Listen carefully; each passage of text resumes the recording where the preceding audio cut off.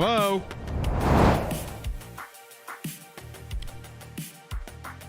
Hello?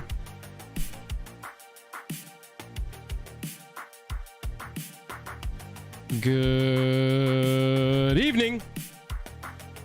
At this point, the meme is that there is some sort of technical difficulty. It can't be avoided. The first 5 minutes of the stream are for technical difficulties. That's a rule around here. That's what they say. Whoa. Felt like I was on the surface of the sun. Happy Wednesday. It's Wednesday. I'm like 2 days over COVID. So if I just randomly like pass out in the middle of this, Jake, you take it home. Let's get to 69 likes for COVID. If we say COVID again, does the stream get demonetized? Oh, I didn't even think about that. Yep. There we go. Sorry, YouTube overlords.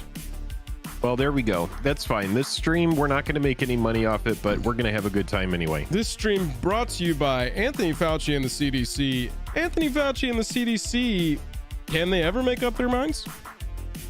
Can they make up their minds? They're getting new information every day. What's up, everybody? Everyone's like, this is not the channel I remember it being. Isaac Huntington. What's up, buddy? Good to see you, man. I have COVID now. Oh, nice. Miss you, boy. Miss you, boy. When I told Jake, Isaac, it's so funny. When I told Jake, I said, bro, I got COVID. He goes, oh my God, Isaac has COVID too. And I was like, okay, I don't think they're related, but maybe. I was like, did they talk to each other on the phone recently? I want to say hi to everybody. Tom's, Half Korean Genie, Aaron, Steve P, Gamer Geek. Tom's, that's a good question. Tom says, sup, I'm new here. What's this? You are in the jam zone, bucko. Strap in. Snout Bacon, what's up? Welcome back. Seriously, strap in. No, what you're at is Jam Live. Every Wednesday, right now, we have a stream and we just cover a bunch of topics that we want to cover.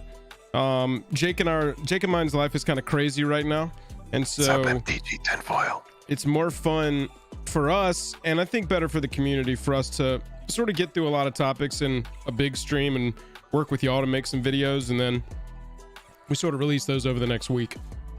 Things are going to get settled back down at some point. J-Wall, D-Buck, KM, so many of the usual suspects. Clay hanging out. What's up, Clay? So tonight, let's go through some of the options we have tonight here. Tonight, Jake and I are going to take a look at some cards that are great pickups right now for Commander players. Cards that I have not ever heard of any of these cards, so Joel is going to let me know what these cards are. These and it's going to be a first reaction from me. We've got a nice list of cards that are highly Commander playable, strong in Commander, generically good cards that are all at all-time lows. Then I might know some of these cards. I did tell you that you would know some of them. You know, I think there's one card on here that's from New Capenna that came out and was an absolute, like, there was so much hype behind it that it had an insanely inflated price, and now the set is out and we see the true value of it. Can anybody guess what that card was? Jank, what's up? Bobby, Brody, what's up? See some mods coming through. Thank y'all for being here. What's up? So, oh, John H, what's up? Headhunter Racing. I can say headhuntering. That's a word. Yeah, so that's one of the things we want to talk about tonight is just some great pickups right now. Want to talk about, honestly, just like as a new player's guide. If you just started at New Capenna, you will have started at a fantastic time in the history of being able to afford cards, because the land bases from Modern Horizons 2, Streets of New Capenna, and Baldur's Gate, if you target those rare land cycles right now, they are at all-time lows, and it will start to fill out a mana base, a set of cards for you as a foundation that will carry you for the rest of playing Commander, for the rest of your life. Yeah, it's just like a cornerstone of a collection is to have a good land base. That way, whenever you go back to the drawing board and start a new deck, no matter the commander, fetch lands, for example, you want to have a set of all 10 of those. Just have them. You should just have the set of 10. You should, and the same goes for shock lands, which are going to be coming out soon. So we're going to talk a little real estate. We're going to talk about the importance of real estate. I've noticed a lot of new people coming into our Discord, playing in the league, playing Commander for the first time, asking how it works, asking what to buy. This is my starter advice, and it's going to sound so boring, but from an enfranchised player, pick yourself up a couple pre-con decks that look cool and invest in these lands. We're going to get into it though. Yes. I mean, that's the way to go. That's why, you know, it's like so difficult to acquire duels these days.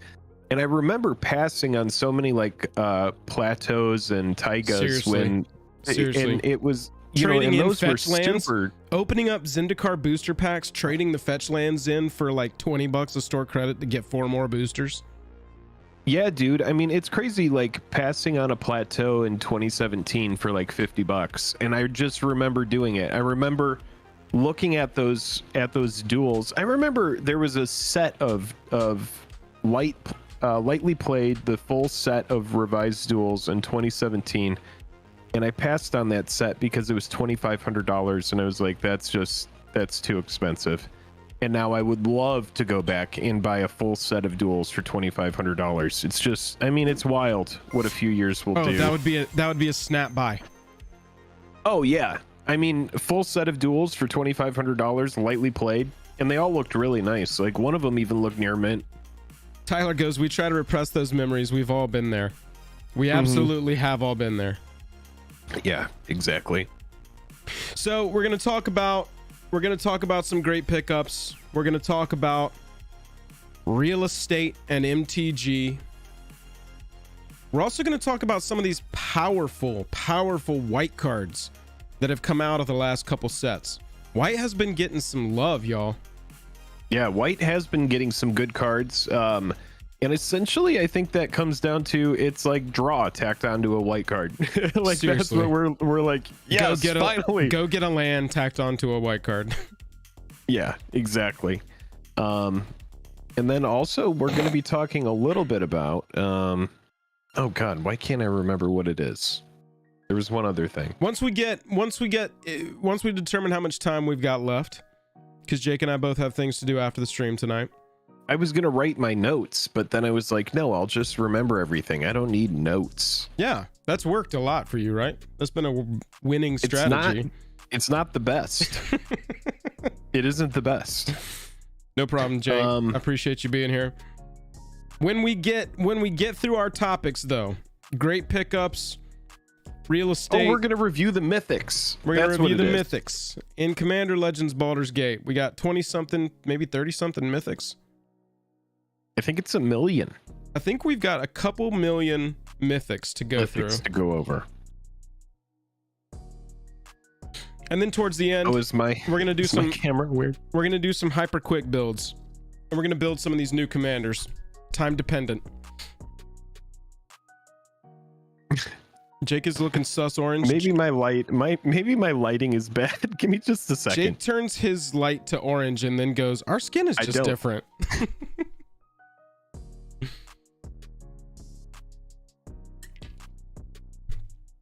I hope everybody's having a good week so far. Couple things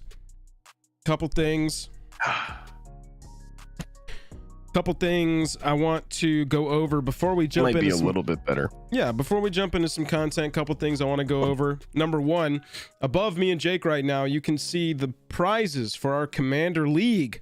Joel, what's a Commander League? I'm working on my tan. What's a Commander League? Our Commander League is run through our Patreon and our Discord. We play weekly Commander. You're assigned to a pod. Every month has its own theme, like $100 budget start, $200 budget start. A month ago, we did Kamigawa block, where all the commanders in the entire league, everybody had to choose a Kamigawa commander, either from the old sets or from the new. And we play week over week. You get assigned to a pod, and you play for prizes, play for points over the month. Points total up over the year. You can win prizes that way. The signups for this month's flight, the June flight, those end tonight. So if you are thinking about joining the Commander League, if you want to play some Commander from the comfort of your home over spelltable in a proxy friendly, new player friendly, super supportive Commander League, play, have fun, maybe win some prizes, definitely hop into our Discord. Somebody, if you would, type !league for me. That's going to let our little bot drop 2 links into the chat, Discord link and our Patreon link. Any level of the Patreon makes you eligible. Fun fact, any eligible patron, any Patreon level also makes you eligible for Foil Quest. Jake, you want to tell them about Foil Quest? Yeah, Foil Quest. We essentially open boxes of product looking for the rare stuff. I mean, you're essentially looking for the best card of the set. Essentially, we've opened a ton of Japanese War of the Spark, but we are going to be doing some Double Masters 2022 boxes that we're going to be cracking. We've done other products in the past. And so essentially, if you just want to open product on the channel, you just want to be a patron at any level.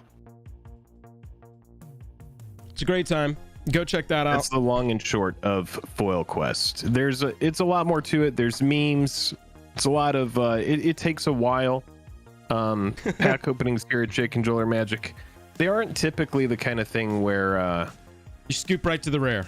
That ain't what we're doing. Yeah, that's not what we're doing. We're going to be cracking Double Masters 2022 collector boxes.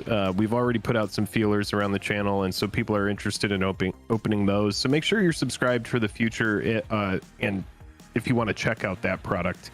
There's going to be a lot of hype around that. The previous Double Masters product was a fun product. It brought us a lot of really cool variants, but it was kind of a controversial product in a lot of ways. There was their VIP product, not the best execution. So we're looking for something better here with the collector product. But that's Foil Quest. It's a great time. Hey, we have 170 people watching. That's awesome. Thank you for spending your time with us. Can we get those likes to 69? We were talking about the memes. I would like to get to 69 likes if we can. But yeah, the Commander League is a great time. So that's all our business stuff. Jump into Discord, get involved in the community. If you like where you're hanging out, go check out the Patreon. That really helps us on that daily stepping down the path of trying to get this to be our full-time jobs. Jake and I are working our asses off over here, and we hope that shows. Yeah, and there's some stuff that we can't tell you as well. We've got some fun stuff in the pipe, and oh yeah, we can't really say right now on stream, but it's going to be fun. So make sure you stick around. As far as for this stream, Joel, where do we want to start today? Where are we going first? Let's warm up. The Mythic review is going to take a little while, so let's keep it snappy and start there. What do you think? Oh, the Mythic review. Yeah, let's go ahead and do it. Let's review some Mythics. So looking at this set, hold on really quick before we review them. Yeah. I need to go over to Card Kingdom and buy all the cards that I'm about to talk about that I like the most. Which is what I've been accused of doing with my shorts. Did you see that Sentinel Hierophants card? I did a short. Are you a dirty pumper? Dude, I did short on Sentinel Hierophants, and that card jumped from $1 to 20. No, it didn't. Go look it up. What card? Sentinel Hierophants. I'm a dirty pumper. I don't even know the card. Did you do a short on this? I haven't even seen it. Yes, bro. What's it called? Beezy's in chat. Beezy, what's up? Everybody, give a little slash wave to the nitpicking nerds. What's up, nitpicking nerds? Nice to see you, Beezy. Nice to see you. Beezy and Joe Cherry's over there killing it on a daily basis. Wait, what is it called? Why don't I know this card? Citanul. I make content that Jake doesn't watch. I thought you said Sentinel. Sentinel. I have a Sentinel. I still have a groggy sinus situation up here. I know. You shouldn't even be doing this stream. How unprofessional. We'll talk about it later. I'm working on it. We got. What does this card even do? Is it good? If we talk about each creature you control gains. Oh, that is good. Yeah. Each creature, not non-token. When did you spike this? Last week sometime. That's probably your fault. Yeah, BZ, it's good to see you, bro. You better stop it. I pronounce words like I want to pronounce words, and that's all I'm going with. That's all right. That's the problem. Here's the thing, is if you ever talk about a card, you're like, I like this card. I'm 2 days off being sick. I'm doing my stuff. That's what we have to you just gotta unsub. He's sick while streaming, and it's gross. He's making me sick, and he knows that I think I can catch it through the technology, and he makes me do the stream anyway. So I'm over here. That's how I gave you drinking rabies, a bunch right? of emergency. I'm drinking emergency because I know that I'm gonna be. We both have the same microphone. You should stick the little tablets up your butt. I'm not gonna stick the tablets up my butt, Joel. Okay. I'm telling you, man. Okay, Jake. There are 34 of these freaking things. 34 mythics? 34 mythics in this set. Okay, so there's one mythic in this set that I think is really good. Like, everybody, super duper good. Don't tell us in advance. Everybody in chat, guess what mine and Jake's favorite mythic is. We both have individual favorite mythics, and by the end we will tell you which are the favorites. I'm gonna swap over. If you We're gonna get do this. sick watching this stream, that is not it's not our fault, and nothing on this channel is financial advice. We are not responsible for your dumb financial choices, and we are not responsible for you catching hemorrhoids by watching this stream. Hey, can we get rid of Naked X HD? It's my favorite patron. No.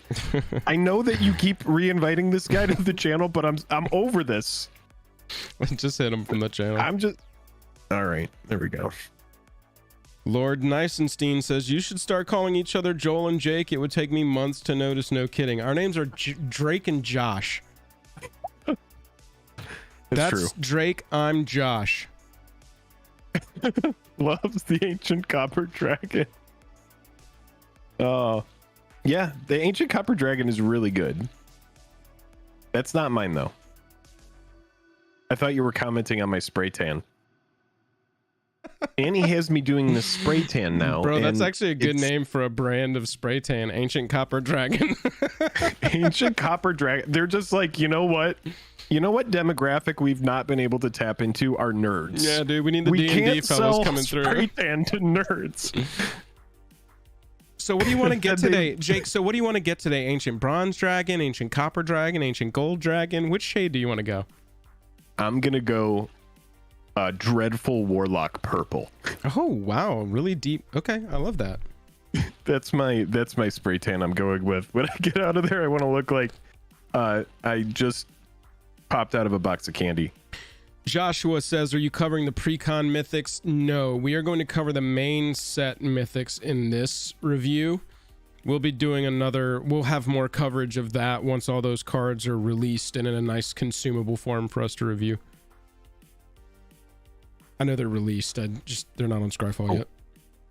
Folk Hero is so good. I do like that card a lot. Man, there are some good ones in here. So we got 34 cards here. We're just gonna this is gonna be real surface level, y'all, but really want to go through all of these, see where some of the power in the mythic level cards comes from in this set and what they're aimed at. Jake, I'm gonna blow my nose real fast. Are we ready to roll? Can you share the stream with me so that I can see what you see? Joel, are you there? Joel, what do you see? Oh, there we go. Look at that. That's what we're talking about, baby. All right, so we all know that ancient copper dragon is good. I mean, look at it. So good. Joel, do you read? Do I read? I read some. I read menus. Fat joke. Do you copy? I do copy. All right, do you good. copy? Well, I can hear you as well. We're good. Okay, so do we even need to talk about the ancient copper dragon? Because it's just so good. Okay, here we go. So,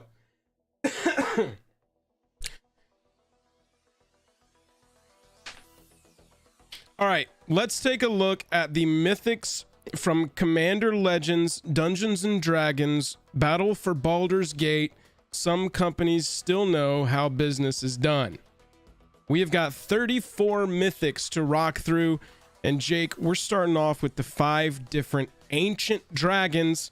We're going to go in alphabetical order here. Ancient Brass Dragon deals combat damage like all the ancient dragons. Deals combat damage, you roll a d20.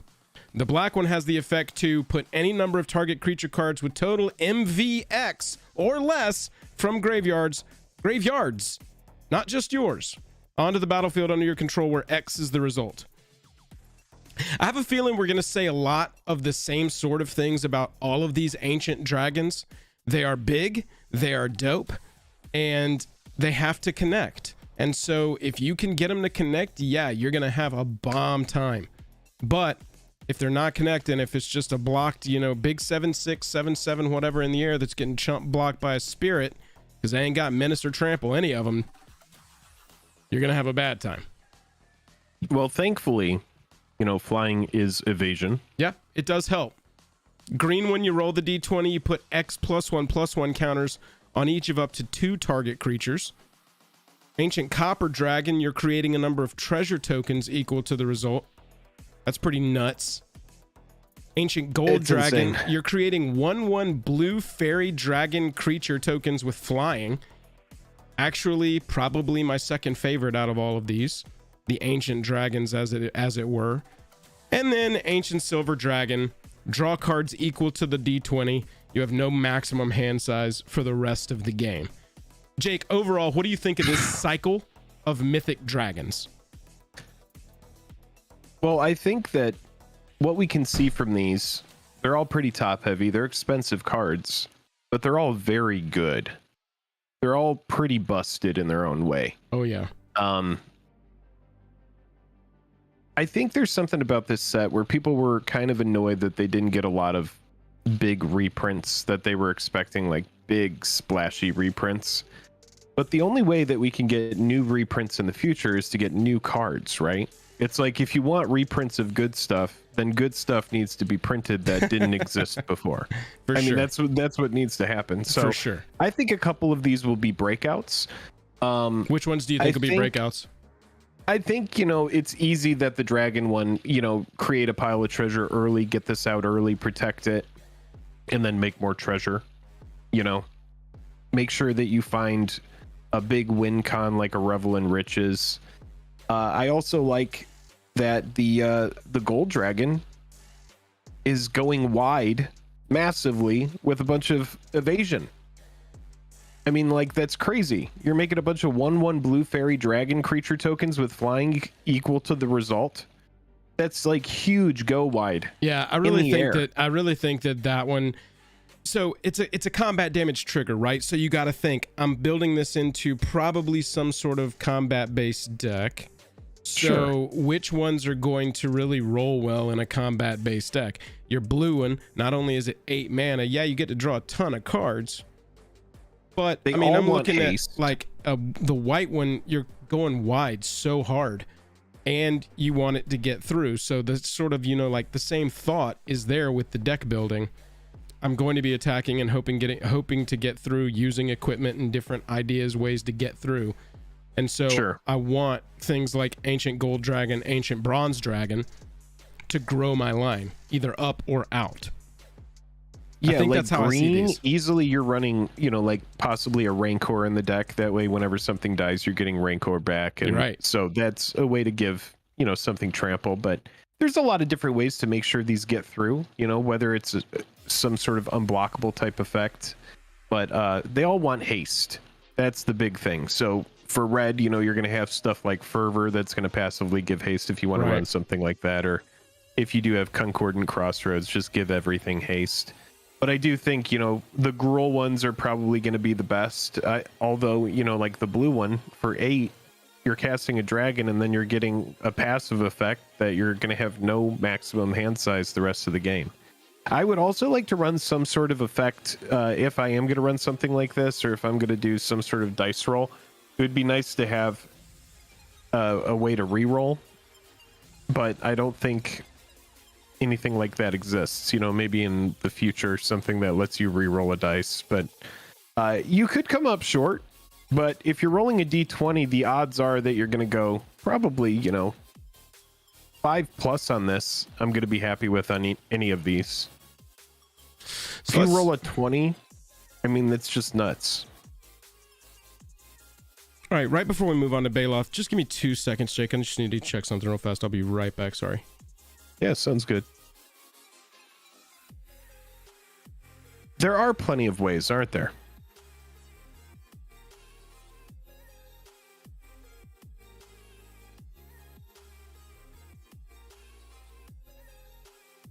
I don't know why I was thinking it was just coin flip.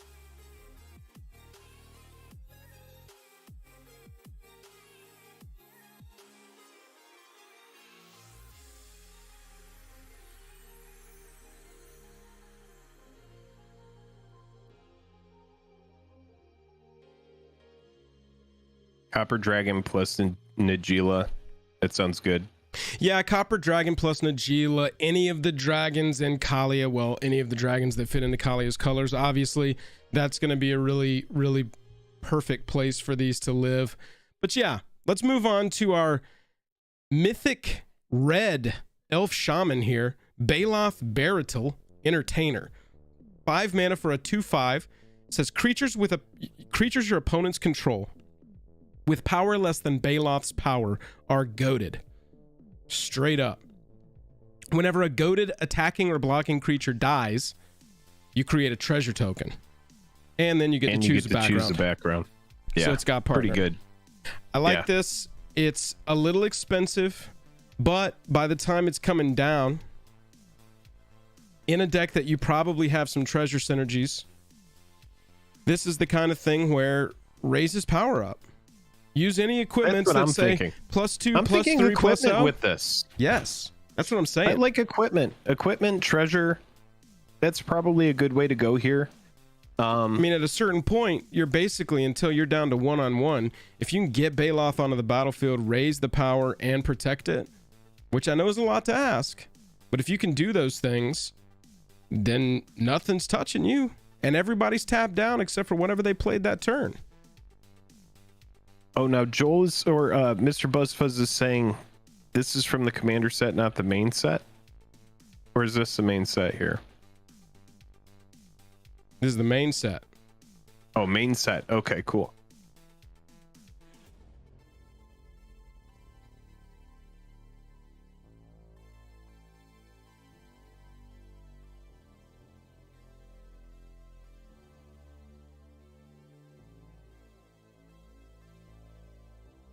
Not wanting to load up for some reason. It's one of the partners from the precons. It's not sorted out. They all have the same symbol. Got it. Okay. Main set has number /number. So Scryfall put them all together? Yeah, Scryfall put them all together, but we can tell by the bottom. You can tell it'll be a number with a slash in the middle, means it's the main set. So because Baloth doesn't have number in the bottom left there, you see it? Oh, I see it. Still good card though. It doesn't mean I wouldn't run it. Okay, so Baloth is not in the main set. That is one of the precon cards. Let's look at Baylor in the main set. Red 3 for a 5/5 demon with flying. Says whenever it attacks, love attack trigger, not combat damage trigger, or dies. Also nice. Good.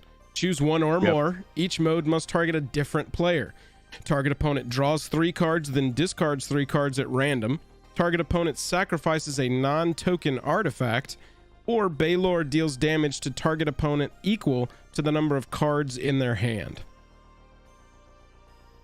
I mean, they're relevant synergies. If you have somebody who's drawing a lot, that can be a big hit. That final mode. Yeah, absolutely. Draw 3, discard 3. If you build around that, that could be a really good way to rifle through your own deck. In the limited, I think this will be fun. I don't see this seeing a lot of constructed play personally. That middle mode is probably the best in an actual just casual game of Commander, but it's not always going to hit. I do like that it's an attack trigger and not a combat damage trigger, but for me, Baylor is kind of not super impressive. There's a lot of people who like to keep a full grip in Commander. I think that last mode could be more relevant than you're thinking. I think that could be hitting, again, this is on the attack. Thankfully, this big beefy red creature has flying here. Yeah.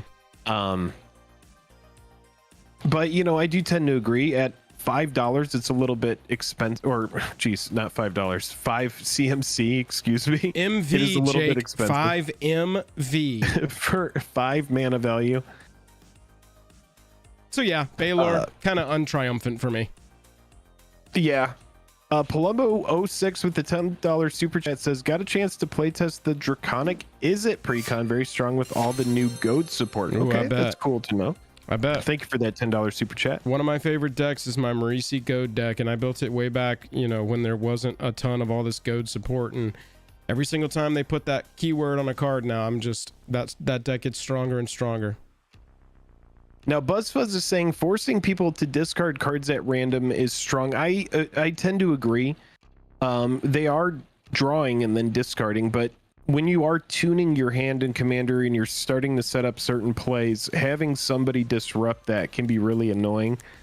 And there are effects that say opponents can't draw cards more than, just run. That's true. Narset. Yeah, just run Narset. Yeah. Narset Parter of Veils alongside this in a Izzet deck could be very strong. Yeah, maybe. Battle Angels of Tyr, 4 mana for a 4/4. Flying Angel Knight with Myriad, meaning whenever it attacks, for each other opponent, it's going to create a token tapped and attacking, copy of itself. When it deals combat damage to a player, draw a card if that player has more cards in hand than each other player. Then you create a treasure token if that player controls more lands than each other player. Then you gain 3 life if that player has more life than each other player. So, potentially, unless you are the person fulfilling one of those ifs, if all 3 of the main and the 2 myriad tokens get through, you're going to be drawing a card, creating a treasure token, and gaining 3 life, right? Because as long as you're not the player with the most lands, the most life, or the most cards in hand, you're going to be doing something. Right. You'll be activating then if all of these get through. I think in limited, this is going to be super good. In constructed, I want to test it. I think it being an angel makes it super relevant. Yep. It being an angel and a knight makes it super relevant. It's a 4/4 for 4 with just a mountain of text. Oh, yeah. There's just so much that it's going to do on that damage trigger.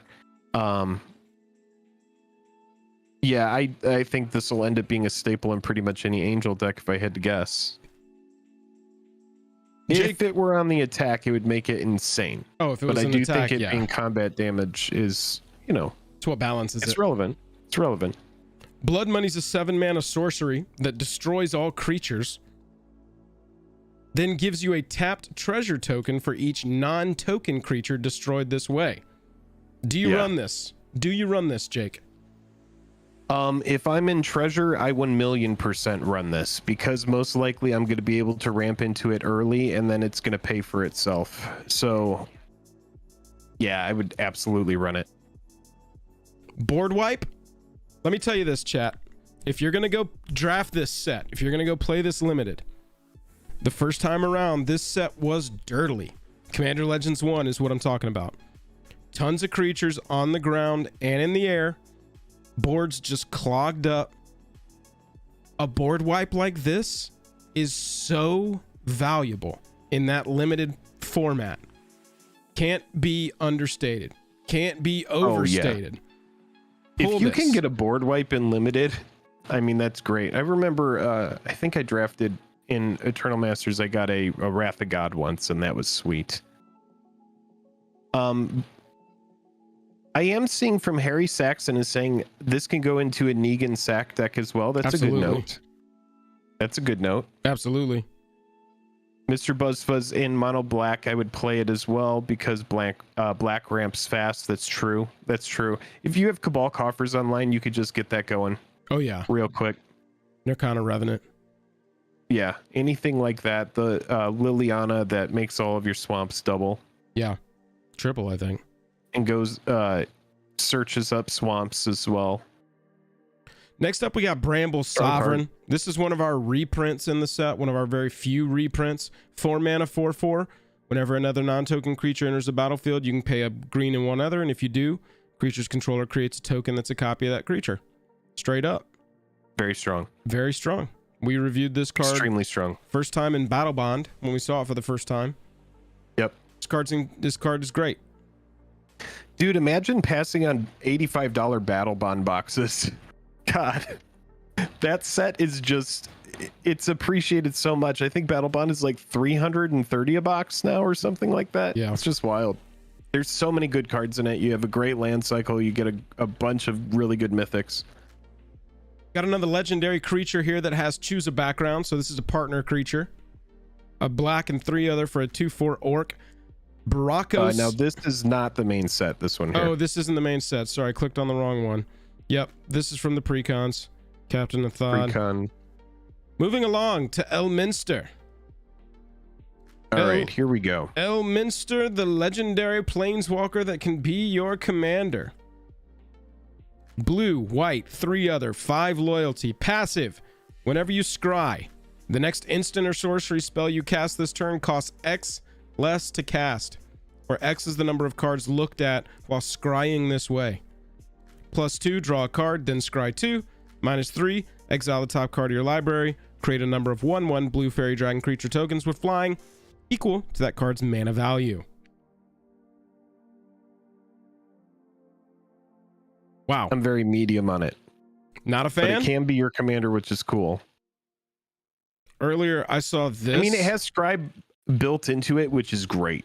Earlier, I saw this card, Jace's Sanctum. Blue and 3. Instants and sorceries you cast cost 1 less to cast. Whenever you cast an instant or sorcery, scry 1. So I want to take Elminster and I want to combine it with stuff like that and just make it scry crazy. Yeah. I mean, here's the question is, do you run stuff like Opt? You know, are you running... Yes. I would be running all that kind of stuff because all those cantrips low are going to be... I want cantrips that are going to scry and draw, not just scry. Yeah. And so if we're scrying and it replaces itself, you're just reducing the spells that you're casting. You're casting 5 mana, 6 mana spells for 3 and 4.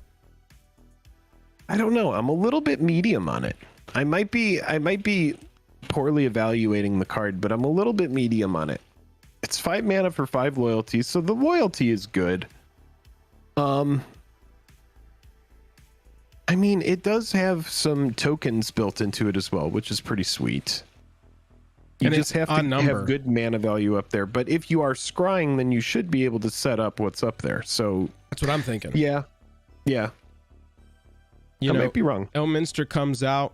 You know you've got a 6 mana spell on top. Take him down 3. Creates 6 1/1s with flying.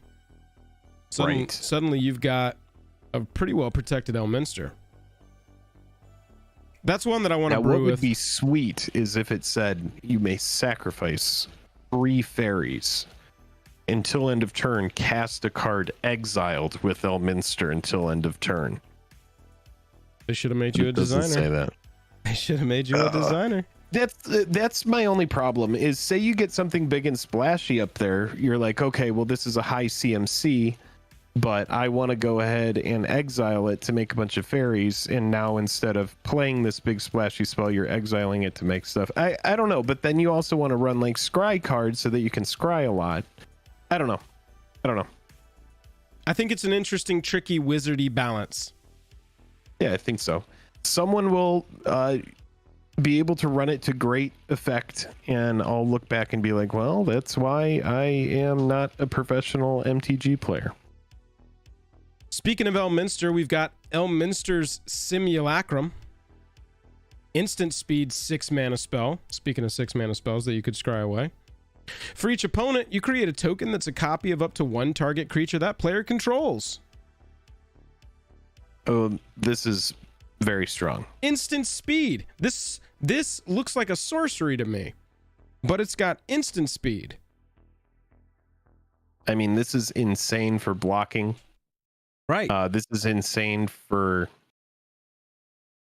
geez, a lot of situations. It's a fun response card. Obviously, yeah, like anything where you can specifically only copy your opponent's stuff, it's going to be situational, because there's going to be, I'll tell you, the middle line of this card, what you're mostly going to get is like one really good creature, one solid one, and then like a token 1/1 spirit, because that's all the third opponent had, you know.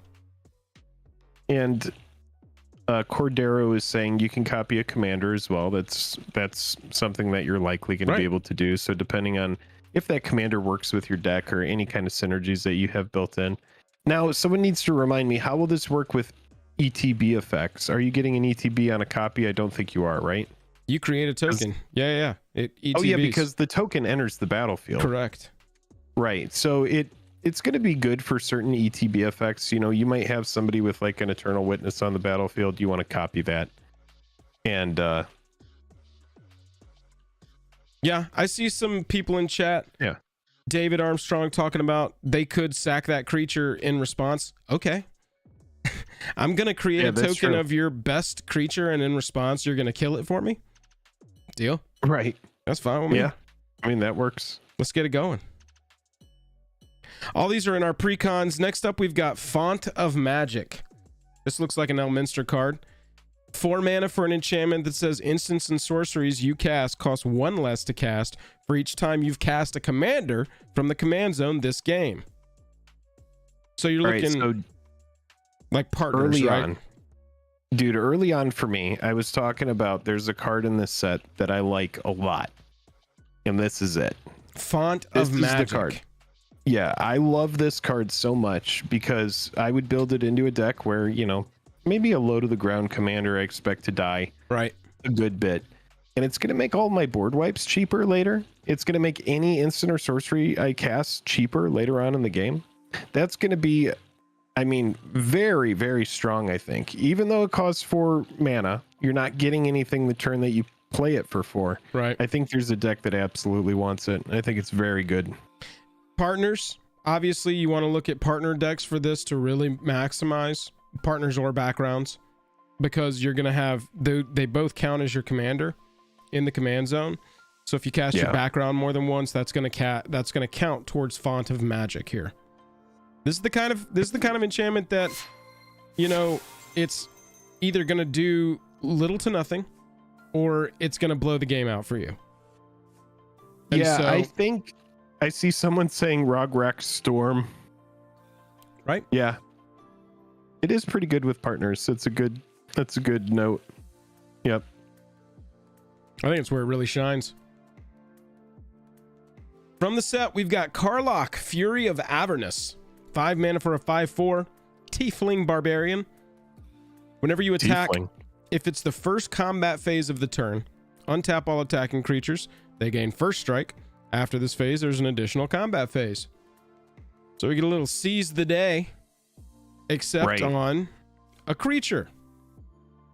And it's not Karlach attacking. Karlach can be treated as sort of an enchantment out of the command zone. It says whenever you attack. So it's looking at you. Any creatures you got. You could build up your board, smack Karlach down, and go to town. Right. I like this as an enchantment. I think that's the best way to play this commander, because anybody's just going to be dying to block it. You know, get it off the board. If you don't have removal for it, then you're absolutely going to want to kill it at all costs. So yeah, I would hold it back. I would build it into any type of, you know, probably a Gruul strategy. So probably go red-green on this. Make sure you have a bunch of beaters to the point where when you do attack, it's going to matter.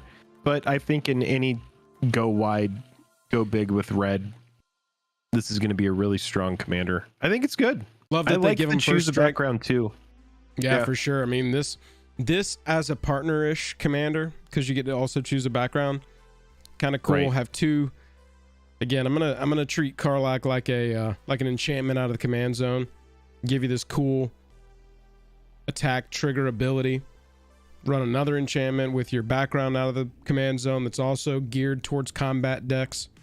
I think this could be a really fun attacking build. That brings us to Legion Loyalty, an 8 mana white enchantment. Jake loves enchantments. Favorite permanent type? How about an 8 mana one that just gives every creature you control Myriad? Build up an enormous board.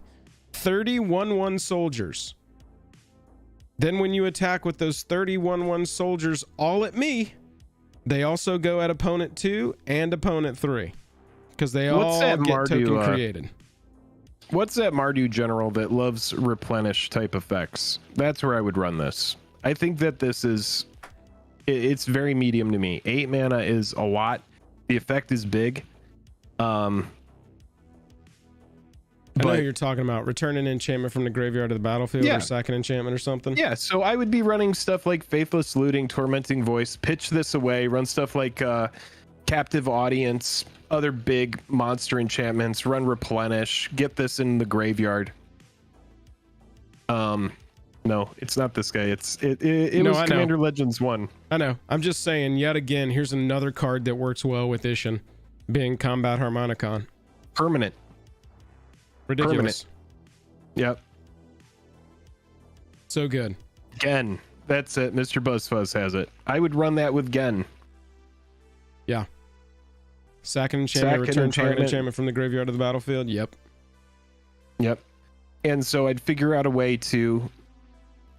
Yeah, I think this is a general that's super casual, but it's fun. And so people that want to be able to play, giant splashy enchantments like this, and like Overwhelming Splendor comes to mind. There's so many of these big over-the-top enchantments that get printed. Yeah.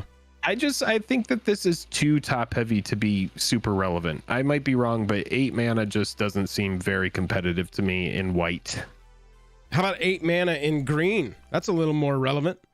Sorcery that says reveal the top X cards of your library, where X is the greatest mana value of a commander you own on the battlefield or in the command zone. So you want to run a big CMC commander with majestic Genesis.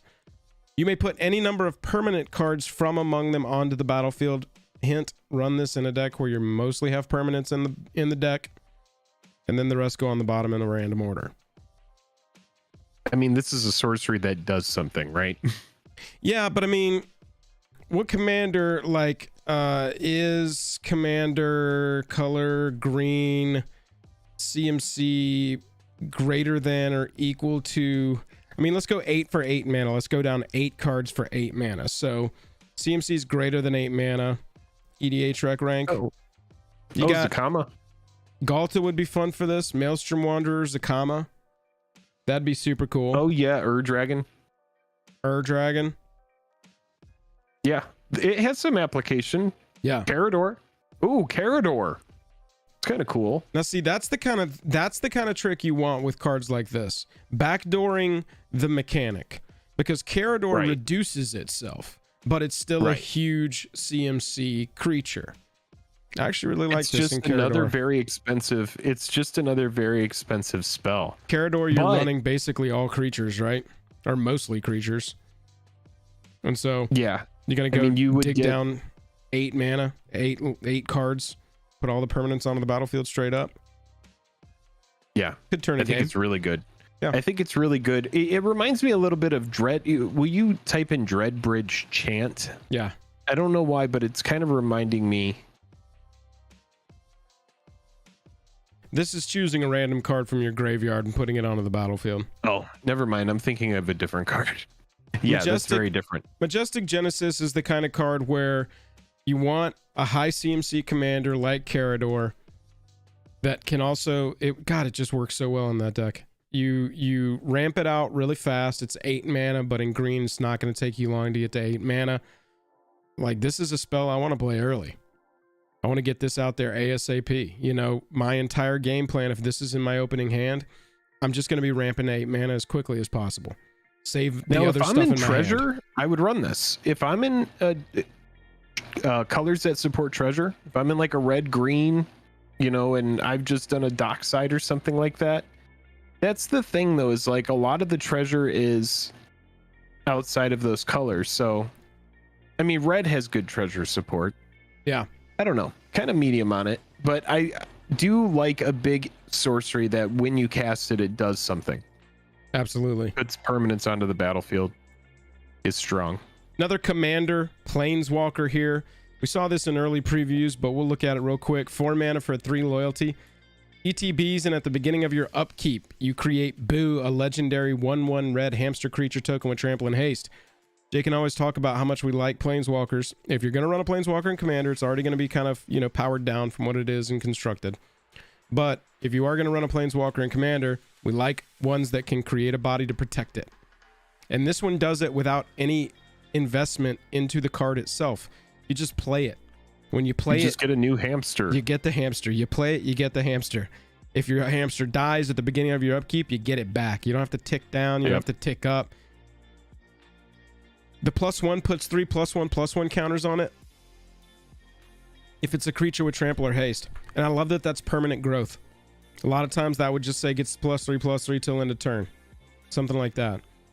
And then in green and red, -2, sack a creature. When you do, deals X damage to any target. Any target. So that's creatures and players, where X is the creature's power. And if the sack creature was a hamster, your hamster, you get to draw X cards in a red and green deck. 4 mana, Jake. I think that this is another one where I'm pretty excited to brew around this, play it, try it out. Brew around Boo. Got him. Brew around Boo.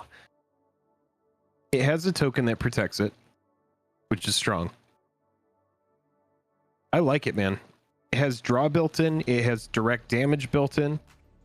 The token has trample. The token has haste.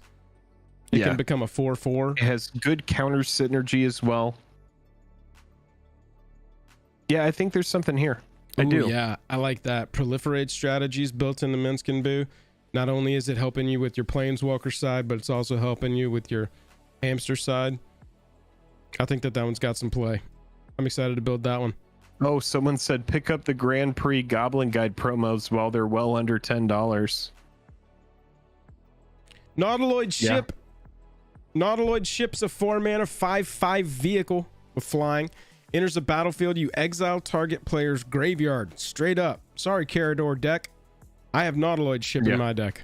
And then when it deals combat damage, you can put a creature card, exiled with it, onto the battlefield under your control. All right, so this just makes your exiled piles a little bit wonky. You just have to keep track of what was exiled with Nautilus Ship. For sure. This is a card that's tough for me because cards like this you don't want to see until like turn 8, turn 9, mint max, you know, like earliest. You need what's some crazy, good targets. what you get back could be very good. It could be enough to swing the game for you. Could be. You know? Could be. Yeah.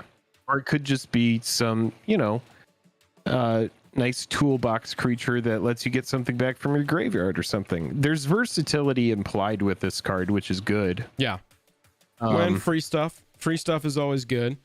Exiling a yard is normally going to be something pretty relevant. It's the kind of card like the CMC doesn't matter to me because it just it's only exiling. What's cool? It's a renewable player. Graveyard exile effect. So if you are able to, you know, if you blink it, bounce it, blink it, you could just keep that going, which is kind of cool.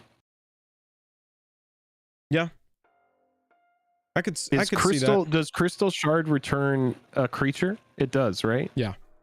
So if you animate this, attack with it, return your Nautilus Ship animated, play it again, exile a yard again. Seems like a lot of steps. Yeah, it's casual, but it's interesting. Yeah. I do like the design. It is interesting. Here's an artifact that's black, a black and 3 other for an equipment. It's got an equip of discard a card. No mana. So once you play it, if you got a card in hand, pitch that card. It's equipped to whatever you want to equip it to on your side. Yep. Whenever it's attached to a creature, you don't lose the game for having 0 or less life. That could be pesky. Somebody taken your has somebody taken your commander and put a little Darksteel mutation on it? Do you have a 0/1 indestructible? As long as pact weapons attached to it, you don't lose the game for having 0 or less life. And then whenever equipped creature attacks, draw a card and reveal it. The creature gets +X/+X until end of turn you lose X life, where X is that card's mana value. Nice card draw. It's on an attack trigger. It doesn't have to connect. Its equip is a discard outlet in certain situations, which is cool. You just want to make sure that this is attached to something that's got some staying power. Because if you do this a bunch, you get into negative life. Obviously, if this comes unattached from whatever creature it's attached to, that's it. You don't. Darksteel Mirror, dude. You gone. Darksteel Mirror. That's what I'm talking about. Yeah. Everybody should just always run Darksteel Mirror in their deck. So that you got a 0/1 indestructible. Look at how ready he is to perform. Actually, kind of looks tired. Darksteel Mirror is like, they won't let me die. I will never die. Pact weapon. Pretty interesting artifact. Then we got Storm King's Thunder, one of these big red instant spells. 3 red, X. Whenever you cast your next instant or sorcery spell this turn, copy that spell X times. Straight up.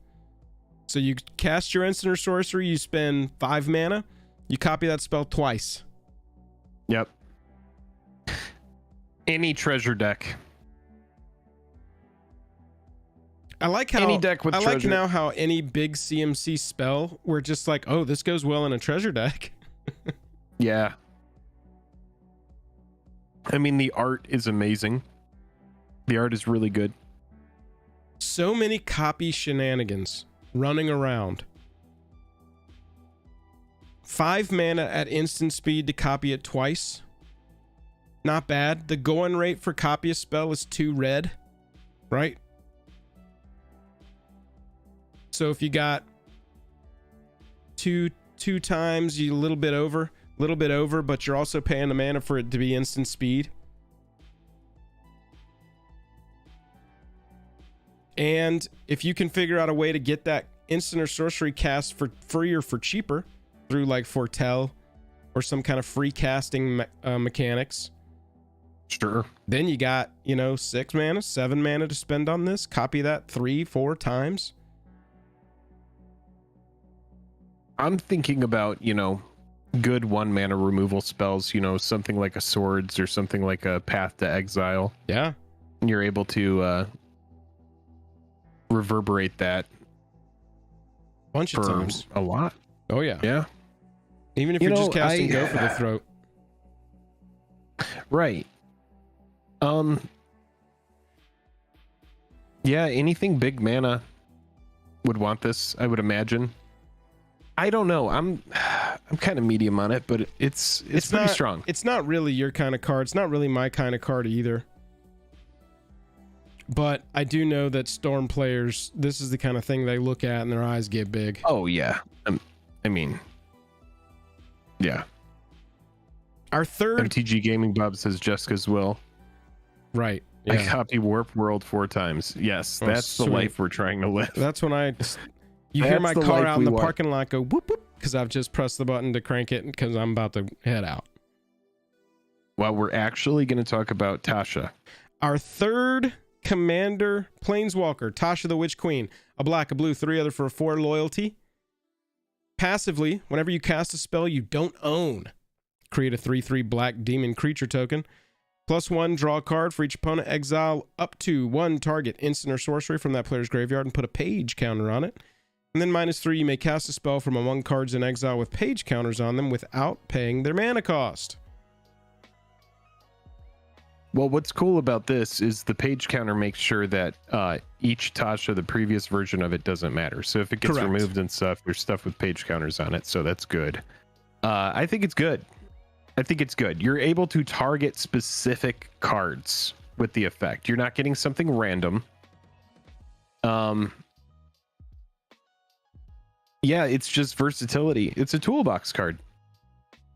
So, and it has a little bit of protection built in. I don't think it's so much a toolbox card as it is going to provide. Yeah, I mean, it does sort of backdoor you a toolbox, but you're not going to know what you're going to be getting. Because right, that's what I'm saying. But you are able to target specific cards. So what I would do, in my opinion, is I would target stuff that I'm like, well, I'm most likely going to need this at some point. Well, it's for each opponent, and so you do get 3 different hits off of just one uptick. So yeah, it's like, okay, single target removal, single target removal. You know what? I'll take the board wipe for yeah, exactly, ramp, exactly. Because you also don't need the mana because you play it casting it for free, so you don't need any color of mana. Yeah. I mean, you want to combine this with like a mill strategy for sure. Anything that's going to just have all players dump a big chunk of their library into their graveyard to give you maximum value on this. I mean, can you imagine with Tasha hitting one of these 6, 7, 8 mana instants or sorceries that we've been seeing? Yeah. I mean, well, hold on one second. That's how it could be ridiculous. Yeah. I mean, I'm thinking about it, but I'm like, as they're using stuff, if they're using removal, if they're using spells, they're going to be putting stuff in the graveyard. So on that draw, you're going to be able to go in the graveyard and look at what they've used later in the game. So this card gets better and better the longer the game goes. I think there's something here. The 4 loyalty, 5 mana is 5 mana is a little bit tough in these colors if this is your commander. So you are going to want to, run a nice stack of mana rocks. If I was in blue-black, I'm going to probably have a good bit of mana rocks and stuff like that. But I do like that this is going to be able to get you into colors and effects that you typically wouldn't get in these colors, which is going to be good. So that's interesting. This is the kind of... It's like a hostage taker in a way. I love this I love coming from this direction to build a mill deck because your goal isn't necessarily deck all of your opponents, but you're getting value out of those cards that you're milling. So you're not just using your own graveyard as a second hand, you're using your opponent's graveyards as your 3rd, 4th, and 5th hand. I like that. Right. NPN says, don't tell Tasha a joke. Is that because we don't want to hear Tasha's hideous laughter? Bro, we'll hear Tasha's hideous laughter. Oh, that is a card in the set. I meant that from D&D. Oh yeah, that's right. That's right.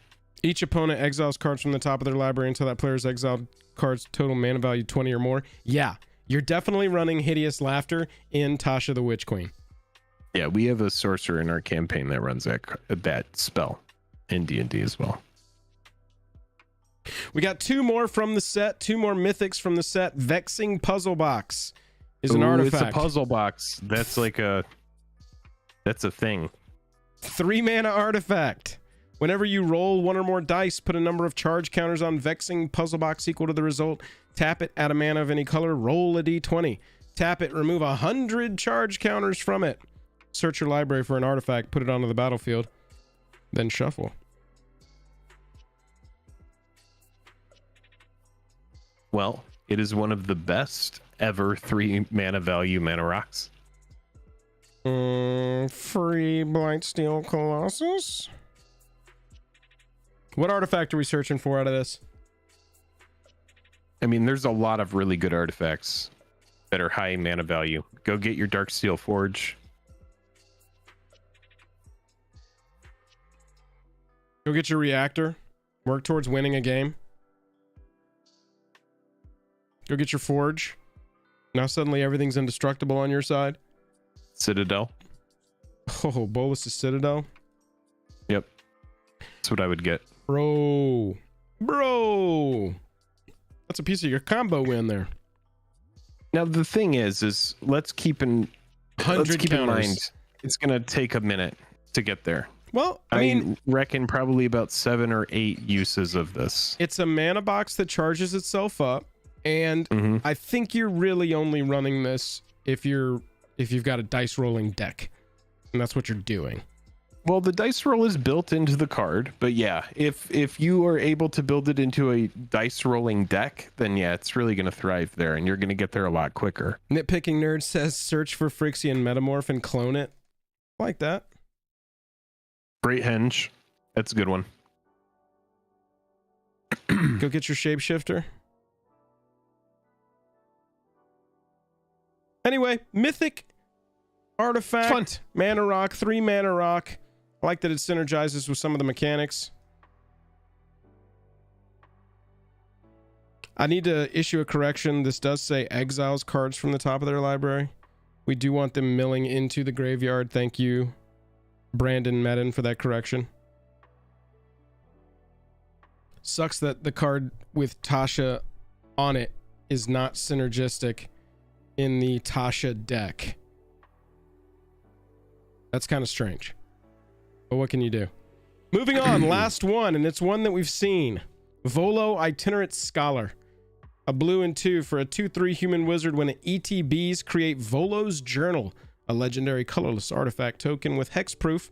And whenever you cast a creature spell, note one of its creature types that hasn't been noted for this artifact. Pay 2, draw a card, tap it, draw a card for each creature type noted for target permanent you control named Volo's Journal. Well, I like that it draws cards. It seems very niche. It seems like super duper specific.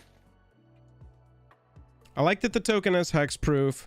I mean, it's just gonna get eaten in any kind of board wipe, but it's only a 3 mana wizard, and you do get choose a background, so you do get a secondary commander to sort of assist with this, because Volo wants to see Volo. This is like unique creature type tribal. Whenever you cast this creature spell, note one of the creature types that hasn't been noted for this artifact. Draw a card for each creature type noted for target permanent you control named Volo's Journal. So maybe something Simic. Yeah, I could for sure. But Simic already has like so much draw built into it, you know? Right. The first Volo that we ever got said whenever you cast a creature spell that doesn't share a creature type with a creature you control or a creature card in your graveyard, copy that spell. I like what Brandon said about, seems like the new Volo might go in the 99 of the OG Volo, because you're still going to be noting unique creature types. You get the journal a card. Yeah, and I then mean, even if it dies, you still have this hexproof thing. Yeah. Possibly. So, those are the mythics in the main set. If you were watching, you saw us skip a Changelings. lot of mythics. Those are the mythics from the pre-cons. We'll be covering those in another video. Let us know how these do for y'all in limited or in constructed down in the comments below, because I want to hear if our assessments of these are accurate or not. All right, so Joel, at the end, tell me your favorite mythic from the set. Which one do you like the most? Which one are you the most excited about? I really think Minsc and Boo is really interesting to me, just because that's super up my alley. I don't have a Planeswalker is my commander deck, and this is the first one that's ever super interested me. It's got the card draw built in, so it's nice to have that out of the command zone alongside, you know, the combat damage to kind of help out. Past that, I really think that the combat damage one here too, the attack steps, I really think that if I build a few of these background decks, Karlach Fury of Avernus, if I'm pronouncing that incorrectly, is definitely going to be one that I build. Do we have other generals that do extra combat steps like that built in, or is that the first time that we're seeing that effect on a general? What is the phrase here? Additional combat phase. That's what we need to look for. BuzzFuzz, you called it for me? You knew it was going to be Minsc and Boo? Yeah, for me, it's the blue 4-cost enchantment. Obvi.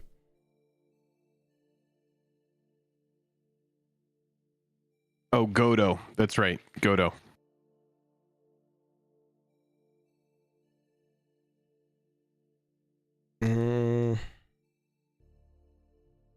Oh, here we go.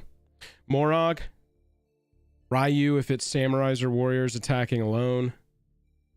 Tivit's not that. Najila, probably the most famous. Aurelia is probably the most played outside of Godo in the CEDH realm. But it's a partner with that. And it's 5 mana. Look at this. 6, 6, 6. And we're going to get it in colors that don't typically get this effect, which is cool. I mean, Najila has it built in. Right, but Najila, it's 3 to I mostly cast see as a CEDH use. I've seen casual Najila decks. Yeah. But, I mean, you got to have all 5 colors to activate that thing. Yeah, that's a difficult activation. I think this one has some playability. I think it's pretty good. Yeah. Yeah. Those are our thoughts on the Mythics.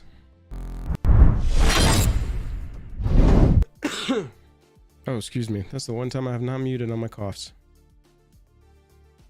Mr. Buzzfuzz says, I have a casual Najila deck. Hey, chat. We just got through that segment. If you liked it, click like and subscribe for us. There's going to be more streams like this in the future. We currently have 250 viewers and we have 107 likes. Can you get us to 169 likes? Can we get there? So the rule around here is if we ever get to 269 likes, we automatically end the stream. So you could give me and my sick voice a huge break tonight just by getting us to that 269 mark. 269 and we end the stream, which is going to be really difficult when we try to scale and grow this thing, because it's one of the tenets that we've built the channel around. It is a law. We wrote it in the Constitution. Right. It's just there to stay forever and always. So if you do want the stream to keep going, you might want to dislike. But no, we would like to get to 169 likes. Thank you, Grizzlebees. That's what we need. You liked it twice. Yeah, if you can get it to 369 likes before we notice, we'll stream for 24 hours. So there you go. Oh man. Oh man. You do great pickups next, Jake? Yeah, we'll do great pickups next. I will probably have, if I'm going to be, yeah, I can stream about 1 more hour and then I need to get out of here after that. So yeah, let's go ahead and do some great pickups. There are some good cards right now that are good commander playable cards. I haven't heard of any of them. I haven't heard of one of them. I'm just here to mute all of the bots that keep trying to tell us about overpriced Tinder. Naked HD, look, I told you could come back, but only if you chill. I'm kidding. Putting them in timeout. Time them out. They only want to talk Chris. about naughty time. Switch to safety meeting at 269. See the trick, D-Hammer. We're always safe. You have to stay safe in order to be able to talk safety with others. Hey, is anybody going to Vegas? We're going to be in Vegas next weekend. Not this coming weekend. That's crazy. But the weekend after crazy. that. We are going to be there. That's going to happen. We're going to have a little community meetup Saturday afternoon over on the convention floor. Do a little jam hangout. Everybody will do high fives. Everybody there will high five each other. So if you don't want to high five every single person that you meet, I would not go. So there will be, because it will be a mandatory thing where we make you do a high five with every person, even if you don't know them. I'm just kidding. That's like giving me anxiety thinking about it. We're not going to do the high five thing. Let's go ahead and scratch that. We're going to go at 86, the high five thing. Yeah, I hated the high five thing as soon as I started talking about it. I was, I like a high five and I will give her and receive a high five. Saturday. It's a week from Saturday, Adawan. You do not want to see us in person. Oh man, it's crazy.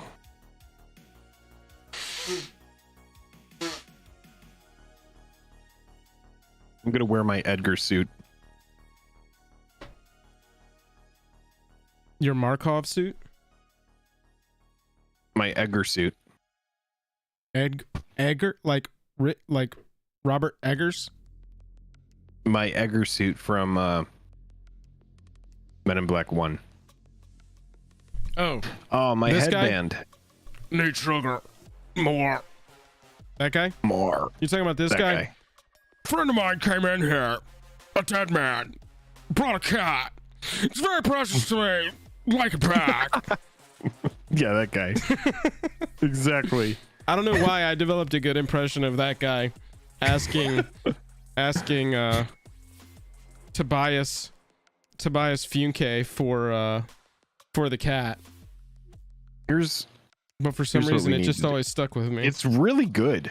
It's a really good impression. It's a very niche impression. Genuinely.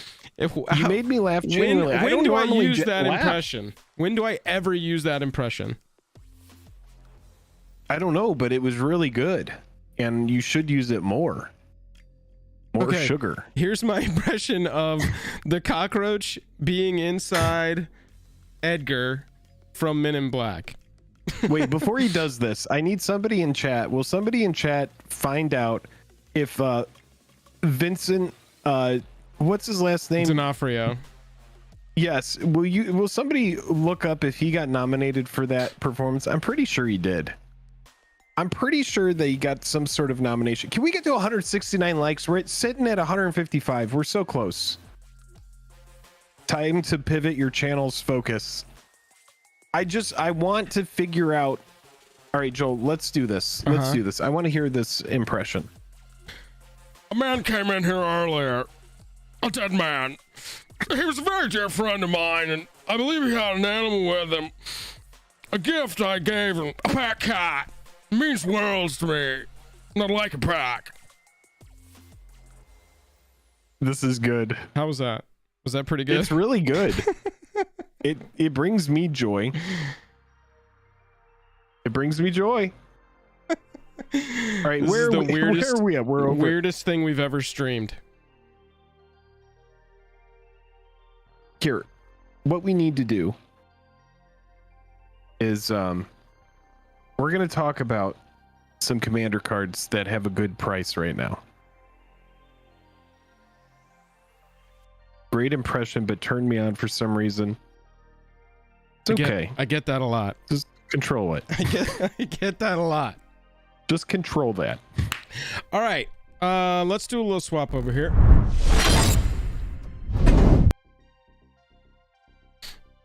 Okay. So what I have done, what Jake and I have done is we have scoured the internet. We like to do a little series called Great Pickups.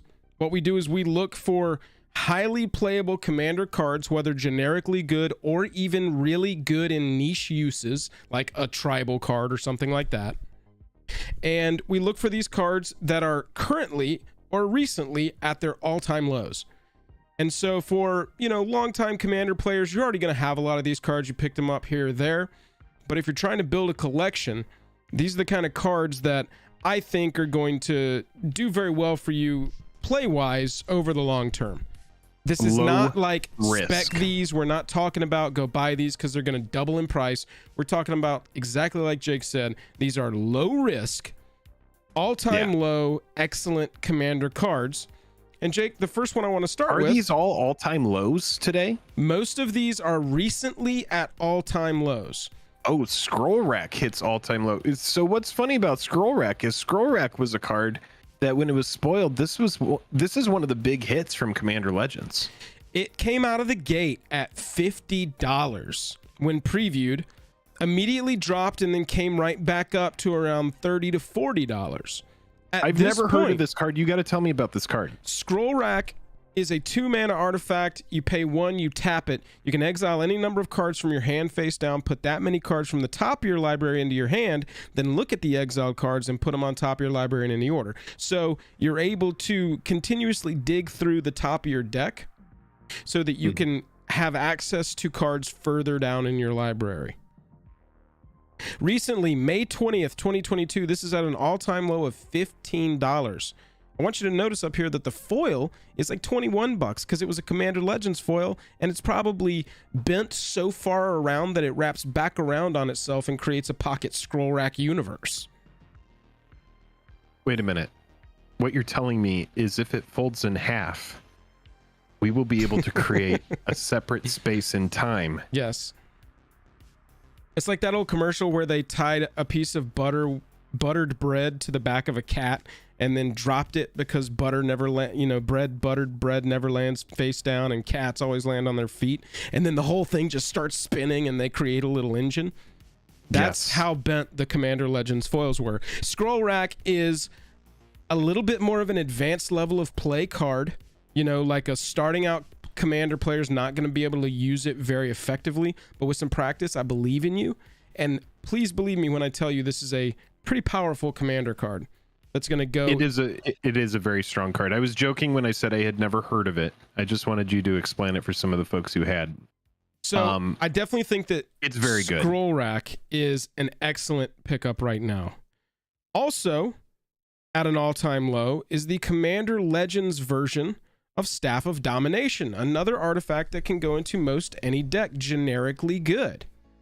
$5 my only right problem now. with this card, I have to say this, $5 card, only problem with Staff of Domination, no versatility on the card. Are you kidding? It's all versatility. This entire card, Jake is trying to mislead you in this video for some reason, or misrepresent what his actual truth is, and that's okay. No, because it's giving me things to say. He's just teeing me up. Good. He's bumping, he's setting, I'm spiking. Staff of Domination, I'm gonna spike. It is definitely a versatile card. 5 mana tap it, you draw. 4 mana tap it, you tap a creature. 3 mana tap it, you untap a creature. 2 mana tap it, you gain a life. We don't use that mode much. Pay 1, untap Staff of Domination. If you can only do this, 5 things. If you can combine this with an infinite mana combo, yeah, it's good. You can draw through your entire library just like that. Yeah, Staff of Domination is one of these cards. It's funny, I own 1 copy of it. It's not a card that I think is going to go to the moon or anything. No. It's a card that, until it got reprinted, did have a high price point, and it's because of scarcity. So much of the time in this game, if a card is propped up by a huge price, it's because it has demand. Staff of Domination was a $50 card as recently as 2020, this 5th of Dawn version. Or you're looking at 30s, 40s. This card was big time for a long time, and now you're looking at a card that's $2 to $4 because of reprints. Right. So I definitely think that that if just you don't have this though, one, it's a great time to pick it up.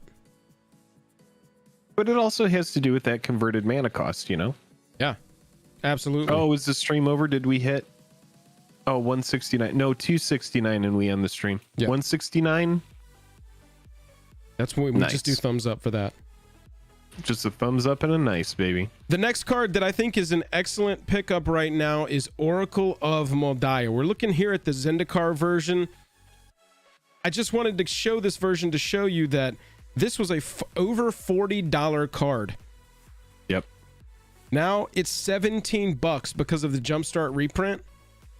And so I think it's a great time to pick this card up if you don't have a copy of it.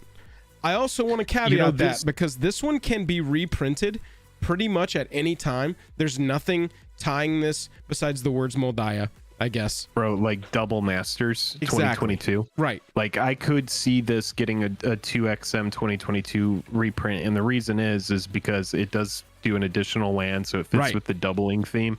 And it is scarce and good and highly desired. That's the thing. This is the one card that I will caveat. Most of these are like around that $5 to $10 mark or less when we talk about great pickups. And so there's not a ton of risk. I think with Oracle of Moldiah, if we do see a reprint of this, especially in a set like 2XM that's going to have a ton of variants on top of all of the cards that they're reprinting already, base level copies of Oracle can get down into the $5 range at that point, as far as I know. Yeah, I think so. I think that this card, now there's a card that costs 3 that's very similar to Oracle of Moldiah that has been getting a lot of love. You do have to keep in mind that Oracle, you play with the top card of your library revealed. Right. So that has become a little bit less attractive over the years. However, the card is still very strong. I never hate having Oracle because you just kind of like power past the top of your library, right? You're either drawing that card, you're playing lands. It just has so much velocity built into it, right, that you play it even with the drawback. Like This card, It's very much whatever. I very rarely see it come out and just whiff. Most times when I see it get played, you immediately start ramping that turn, and then that player's just going to the moon if you don't get that Oracle out of there. Luckily, it's got 2 toughness, so it's fairly easy to deal with as far as creatures go. But my goodness, what a card that has halved, like fully halved from its all-time highs of in the like 40s. I do like Oracle a lot. Jake, the next one is from a more recent set and has never had a reprint yet because it's kind of new, and that's Lithiform Engine. I like this card because if you look over here when the set was debuting, this was a $20 plus card. Now keep in mind, pre-order prices are always insane. Nobody knows the true power level of a card and then until it's really played and explored. And then normally a few weeks after release, unless it's a card that absolutely takes off, that's where you start seeing it trend down. So we're looking at Lithiform Engine here at its all-time low on May 26th of $8.63. You're copying activated or triggered abilities you control, you're copying instants or sorceries you control, or you're copying permanent spells you control for 4 mana on that activation. Yeah, the mana that you have to pay in order to get those effects is a little bit pricey, and it is a lightning rod as far as artifact permanents go on the battlefield. People are going to want to destroy it. It gets taken down in collateral damage moments of like a Vandal Blast, that kind of thing. For sure. But it's very good. Yeah. It's just massively good. It has an extended art version. It has the stamped promo version. Right. It has, the regular copy, and it has the foil. This card only printed in Zendikar Rising, like Joel was saying. But yeah, it does a lot. It does a lot. And this is one of those cards that if it doesn't get reprinted, it ages very well. Because it's a card that casual players are going to like, right? When Say you are just doing a path, why not just for 3 more use your Lithiform Engine and get 2 paths out of it? You know, I mean, it's 4 mana to get more bang for your buck. I think the card's strong. If you just have, a generic, fun, casual deck that's got a nice balance of instants and sorceries and permanents, 3 mana is just 1 over rate to copy an instant or sorcery.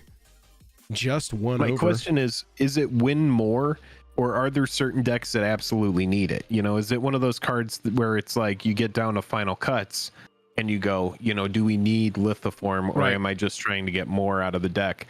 However, for a card that's versatile, I think it's a good pickup to at least have a copy in the collection. Again, nothing on this channel is financial advice. We're not saying we're speccing these cards and expecting them to go to the moon. What we're saying is that these are good pickups for a commander collection if you want strong, unique effects. If you get to the point where you're building your deck and you start to refine and you start to make cuts and you start to explore stronger synergies, you might cut this card. It might go back into the binder and then you put it in something else. But it's a good card as is.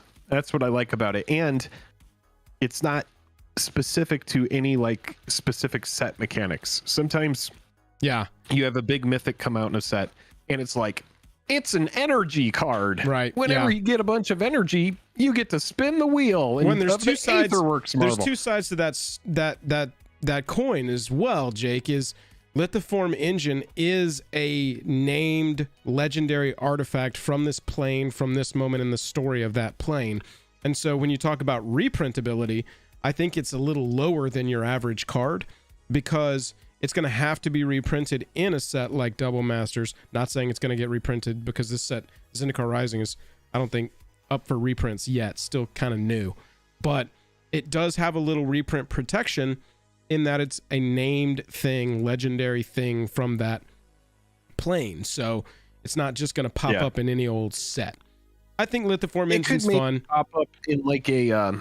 like at this price point, at like an $8 price point, it could be a card that shows up in a future Zendikar precon deck, for example. Like say there's like a commander that uses it that's like for example, you have this card here. If you get a commander that says whenever you cast or copy an instant or sorcery spell or create a copy of a permanent, create another copy of that permanent. Right. So then there's situations where it's like, oh, you should be running Lift the Form engine because all of your copies are going to be doubles, like that kind of thing. So yeah, I think it's a fun card.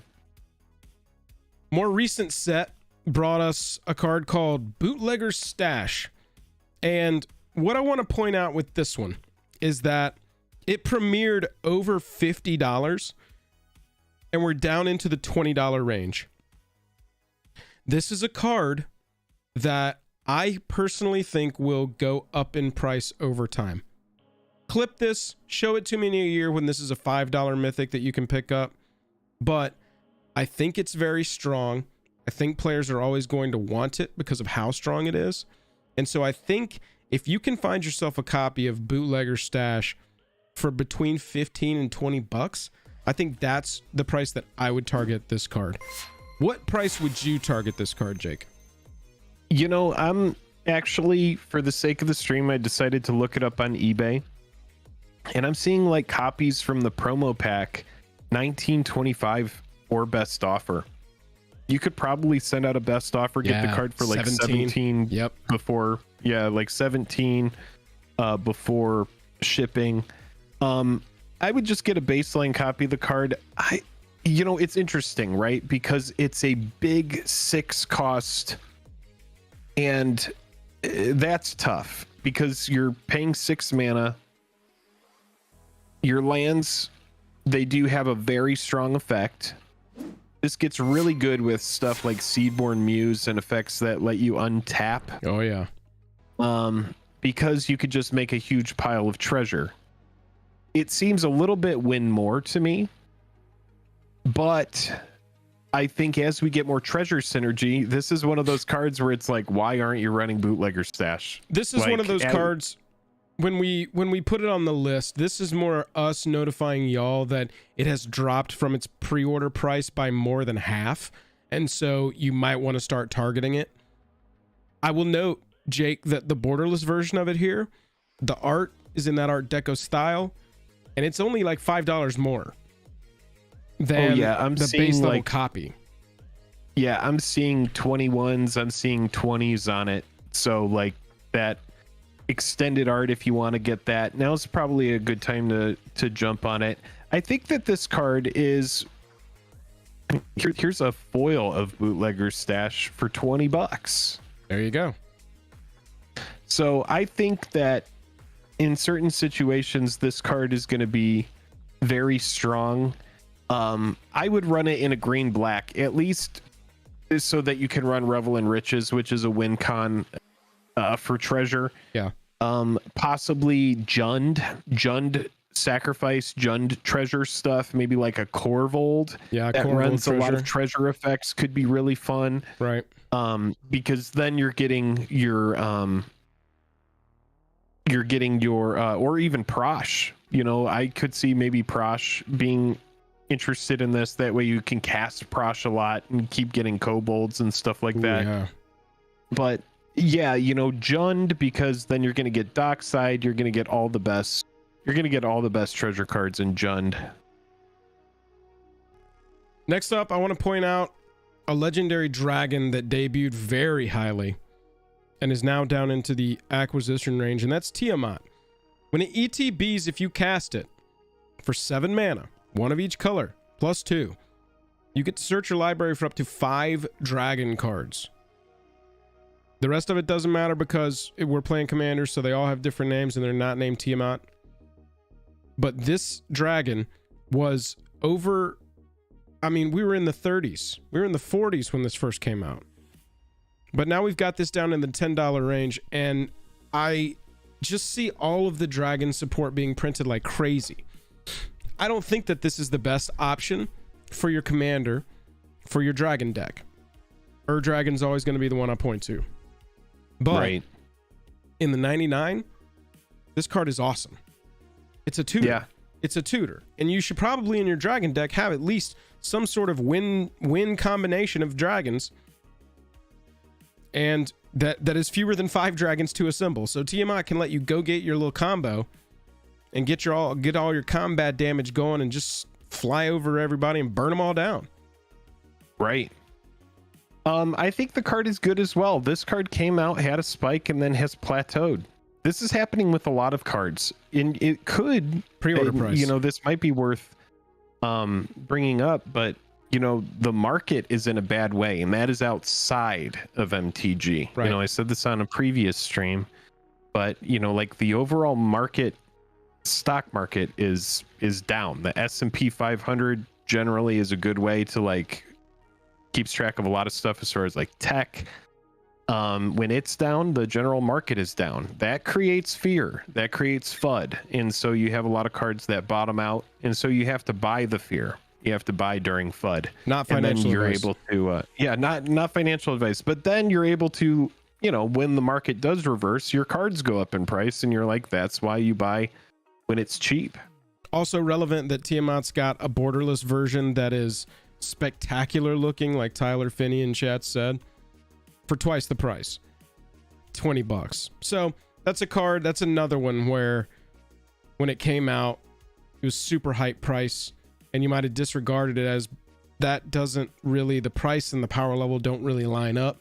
We like to try and signal when the price and the power level of cards is sort of starting to line up, especially when we're coming off of whatever that preview price was. That's right. Just blew everybody away. Next up, I want to talk about a card that's huge on our channel. And Jake, I want you to look at this graph. I want you to see the graph of Maskwood Nexus. Oh, this is a chart. See the chart. See how this chart is slowly trending up. This is not me signifying an all-time low with Maskwood Nexus. This is me saying, hey, this card's still around $5, but since March 21 has been slowly climbing up. And Kaldheim was printed recently.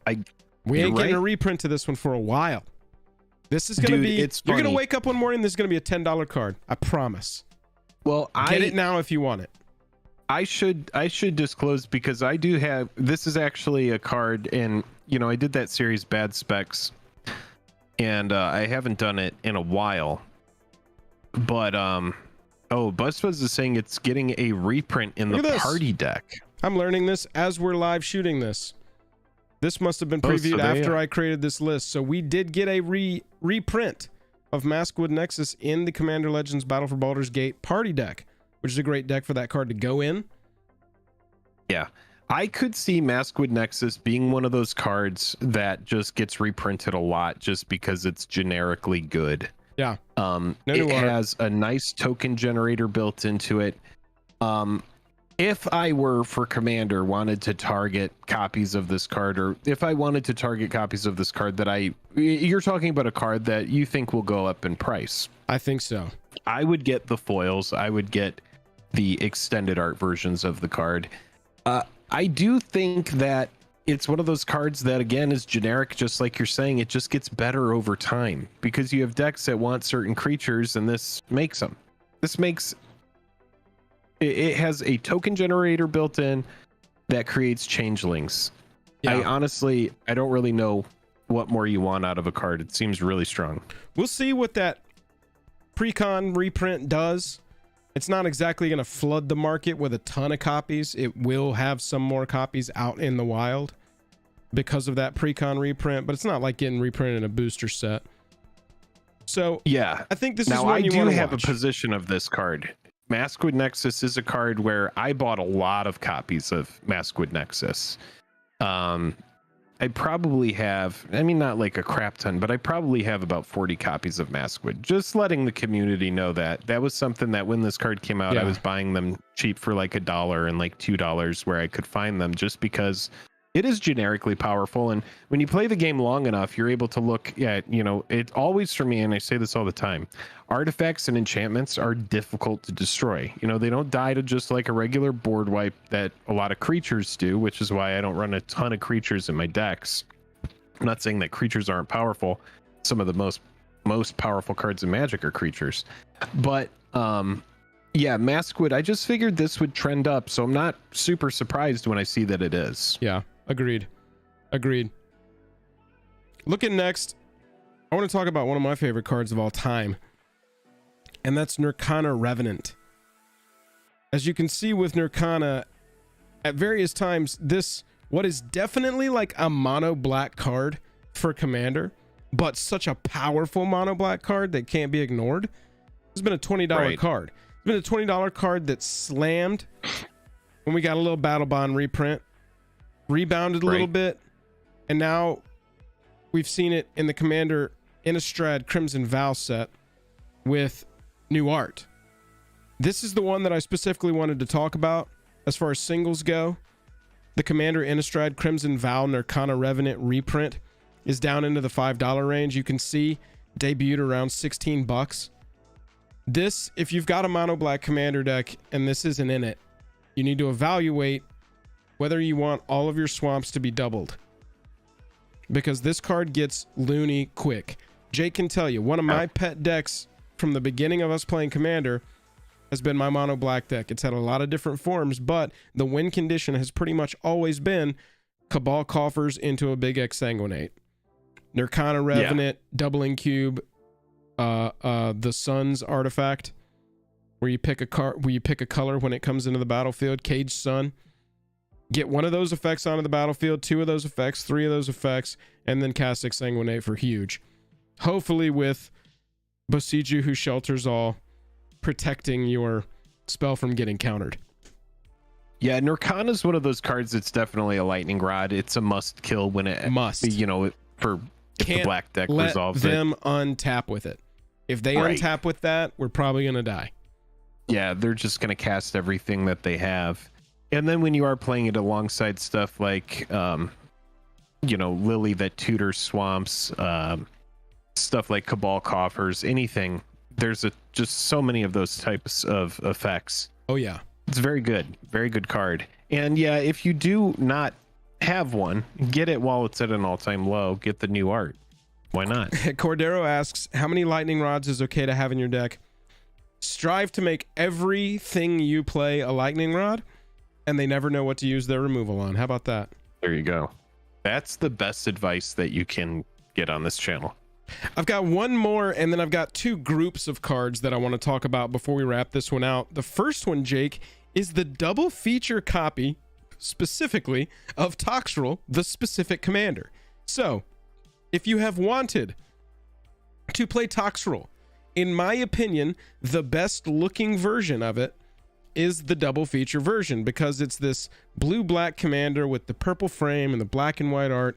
I just think it looks awesome, personally. This is down to 15 bucks.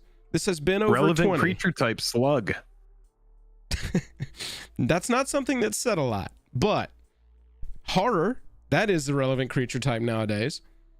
We just had a horror deck, I think, printed, but you're looking at one of my favorite treatments of this card here.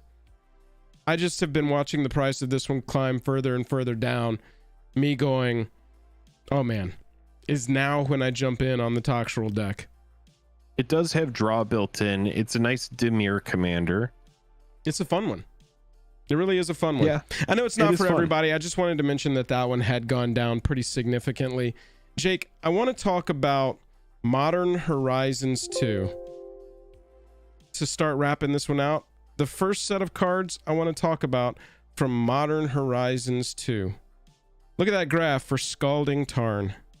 The fetch land, Scalding Tarn, slowly trending down continuously. Do you see that that is today's date as we shoot this?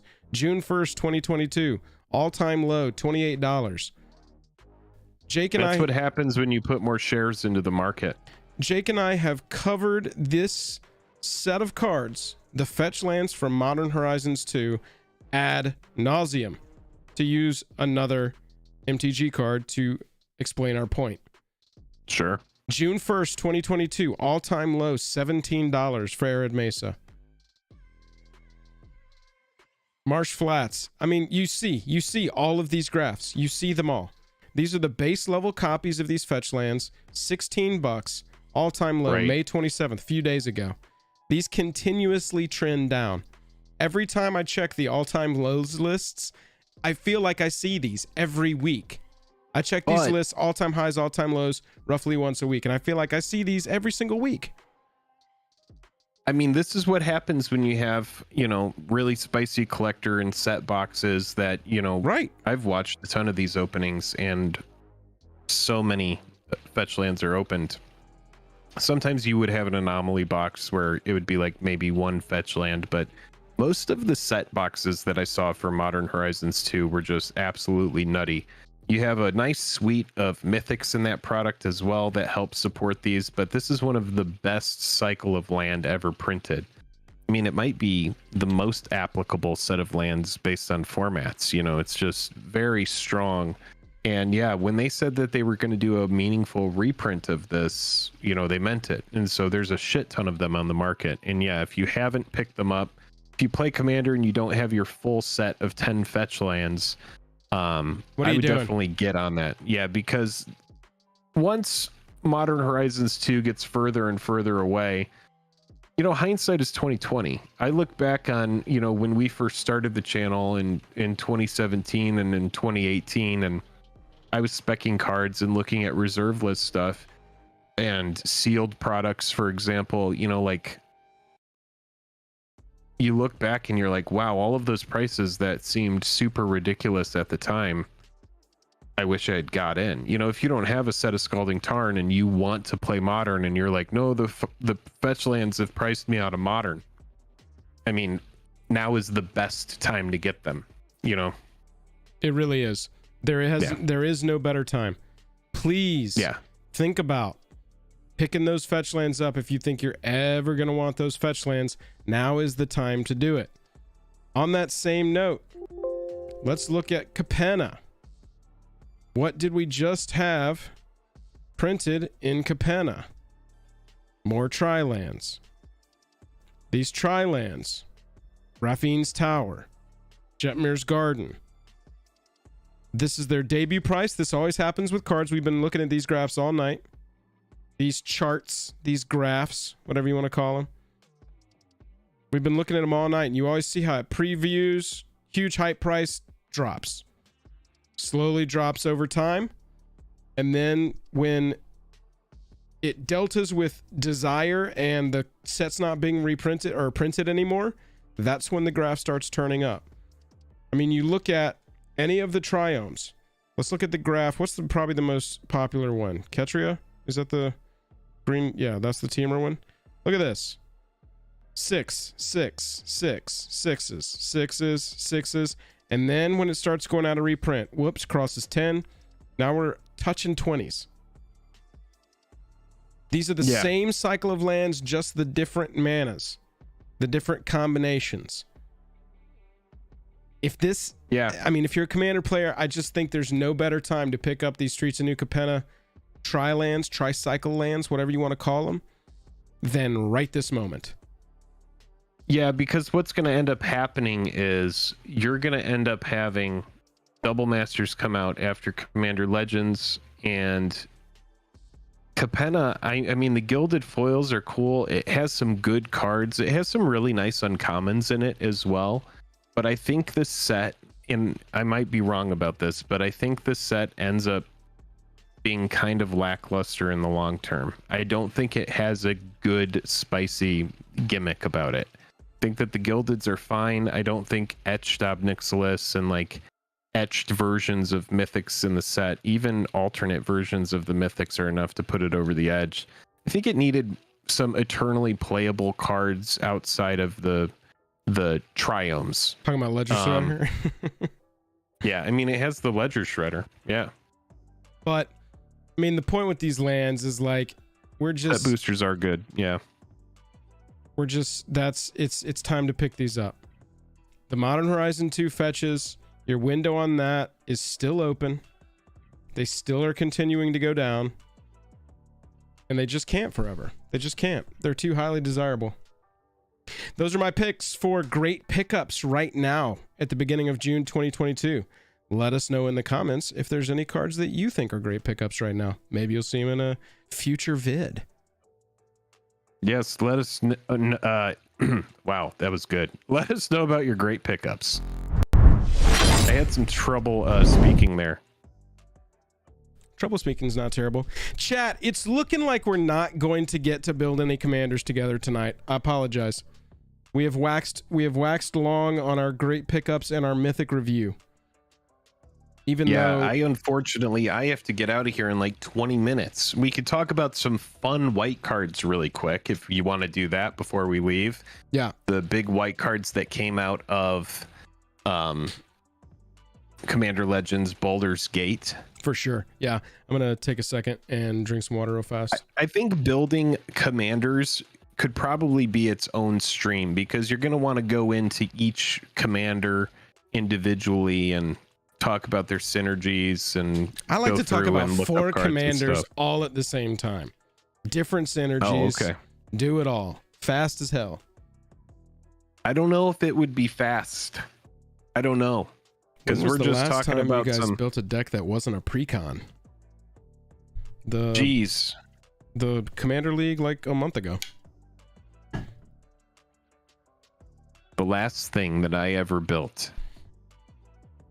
Yeah, chat. We Jake and I are in a weird time right now. Can't even remember. Just life-wise, but for me personally, life should cool down for a little bit after GP Vegas, just due to some, technical stuff that I'm having to deal with on a day-to-day basis. And so I'm hoping that the streams will be able to pick up, because I don't know if you've seen me in Discord talking about it, or even here tonight. I've been talking about building streams, brewing streams for like weeks now, and just have not found a place to execute it. So that'll be picking up here pretty soon.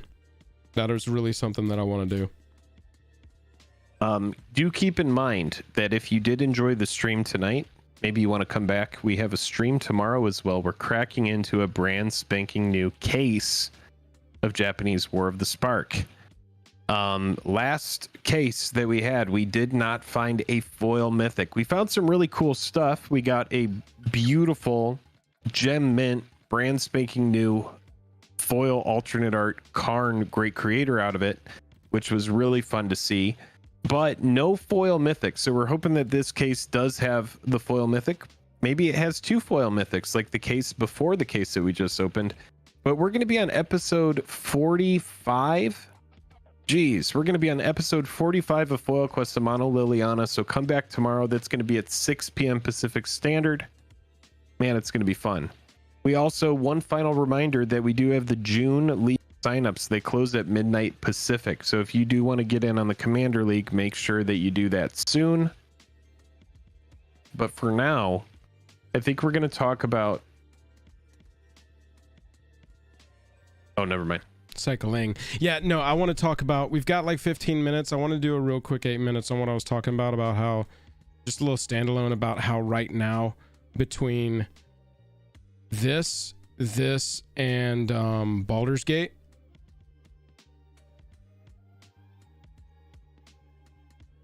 jeez, it's crazy the number of bots that are in here tonight. What the shit? What's the set symbol for Baldur's Gate? No, never mind. Here, I got it right here. CLB. What do you think about the white Baldur's Gate card that trigger when opponents search their library? I think it's kind of overrated. Yeah, we're going to talk about the white cards. Here, real fast, I'm going to swap over. How about the Moody meme? Gotta get it. We have actually had the Moody meme once. Pretty crazy. Jake, I want to have this little segment be to newer Commander players that are trying to build a collection, or to Commander players that want to shore up the real estate in their Commander collection.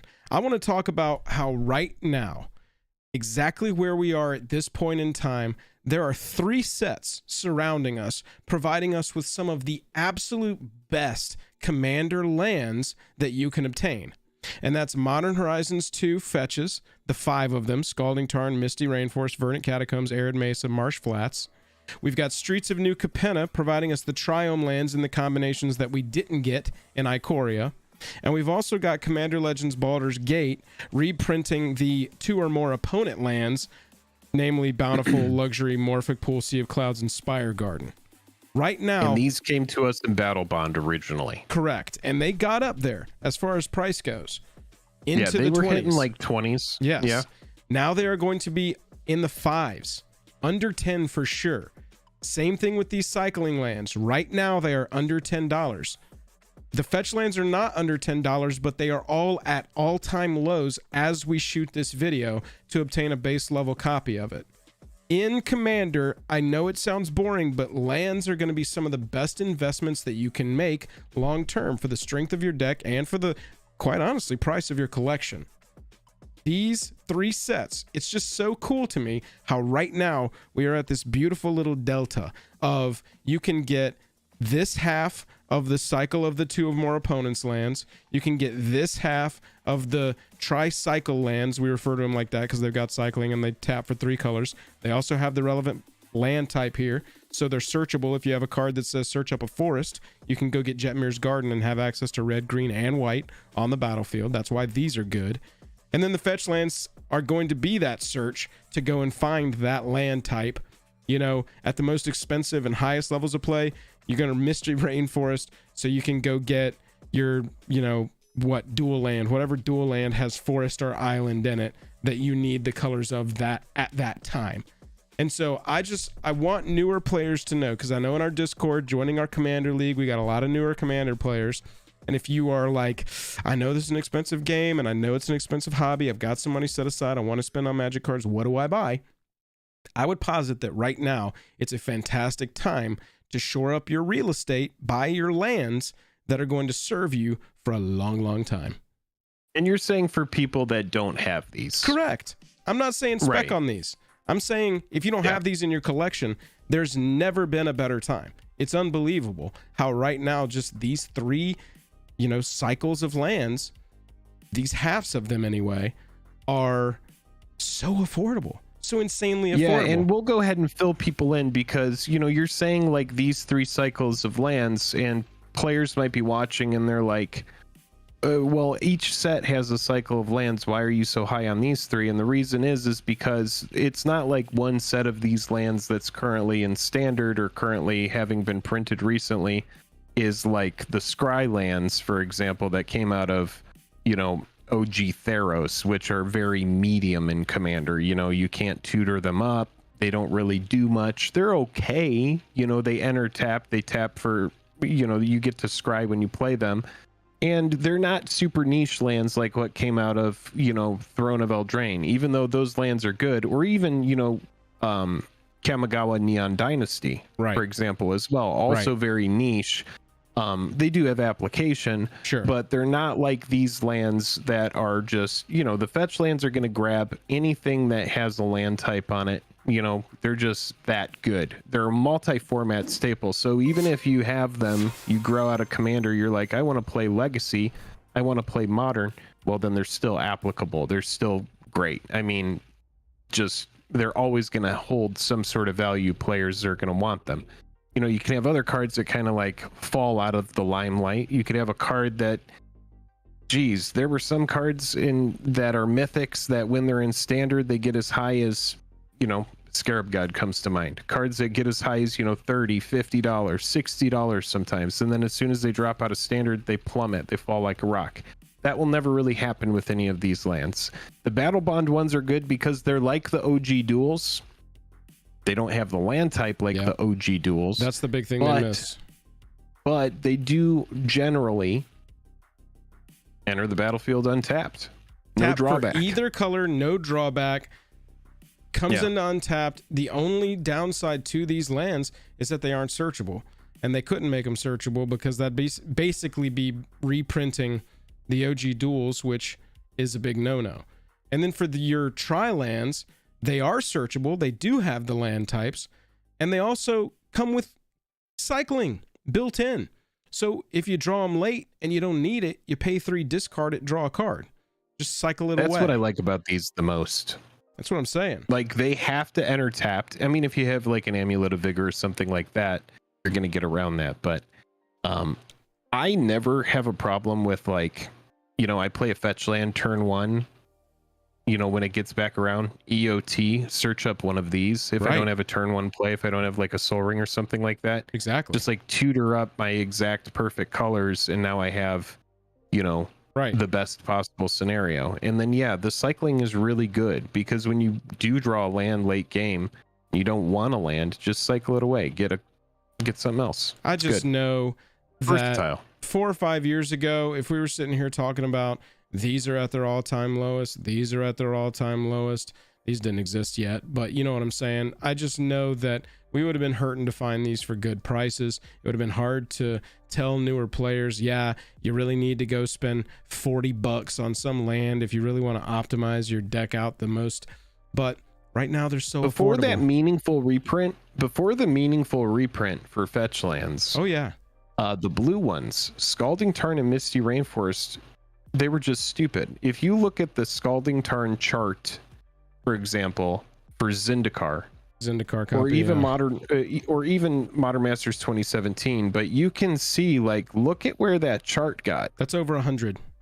That's up in the high 90s before and we that started. was when Modern was super big. People were super high on Modern, but you had to have 4 sets of these.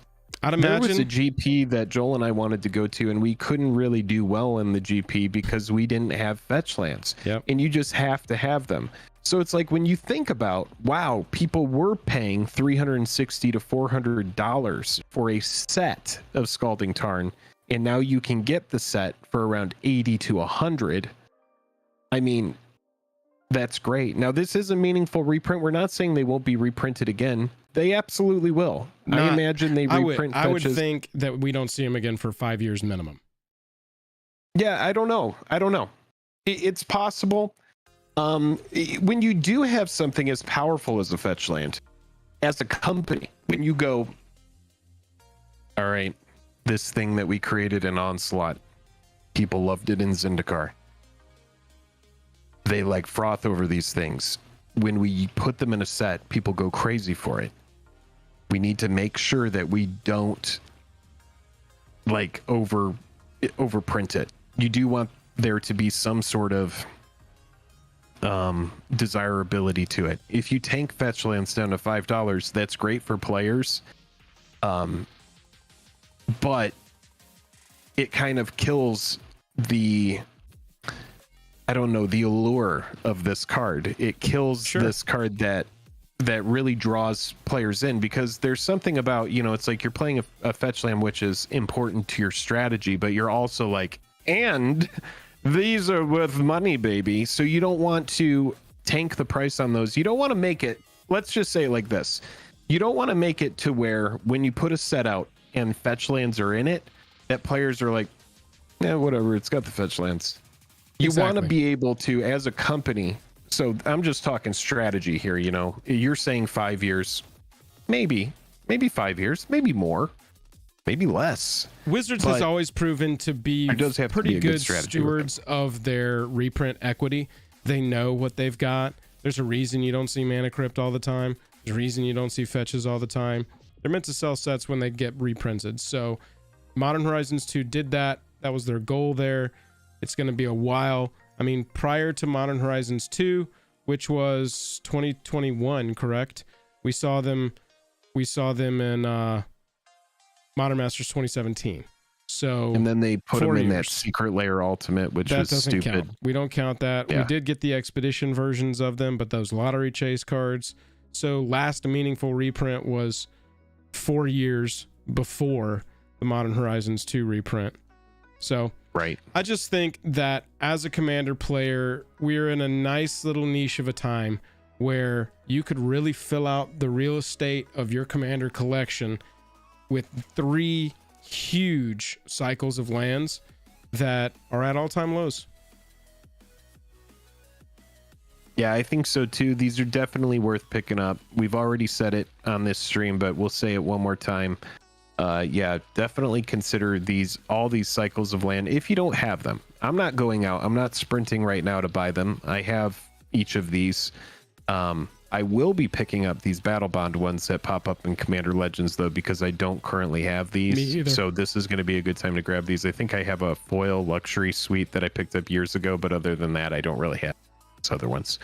So it's a good time. Bobby Z is saying fetches typically see a reprint once every 5 to 7 years. So, that seems fair. Khans of Tarkir was how long ago? Because that's what brought us the allied fetches that were reprinted finally. Khans was in 2014. Yeah, so we can expect those Khans lands to pop up. I mean, we got like Polluted Delta again, but we got it as a Battle for Zendikar expedition. Then we got that cycle again is Zendikar Rising expeditions.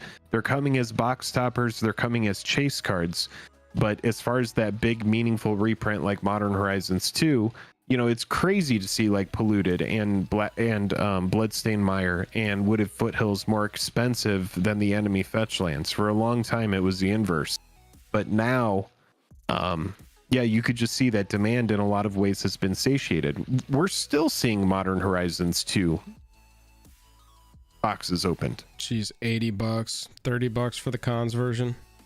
Yeah, so like 30 for the Khans version for a non-blue one. Like Polluted, Flooded, those are going to be more expensive.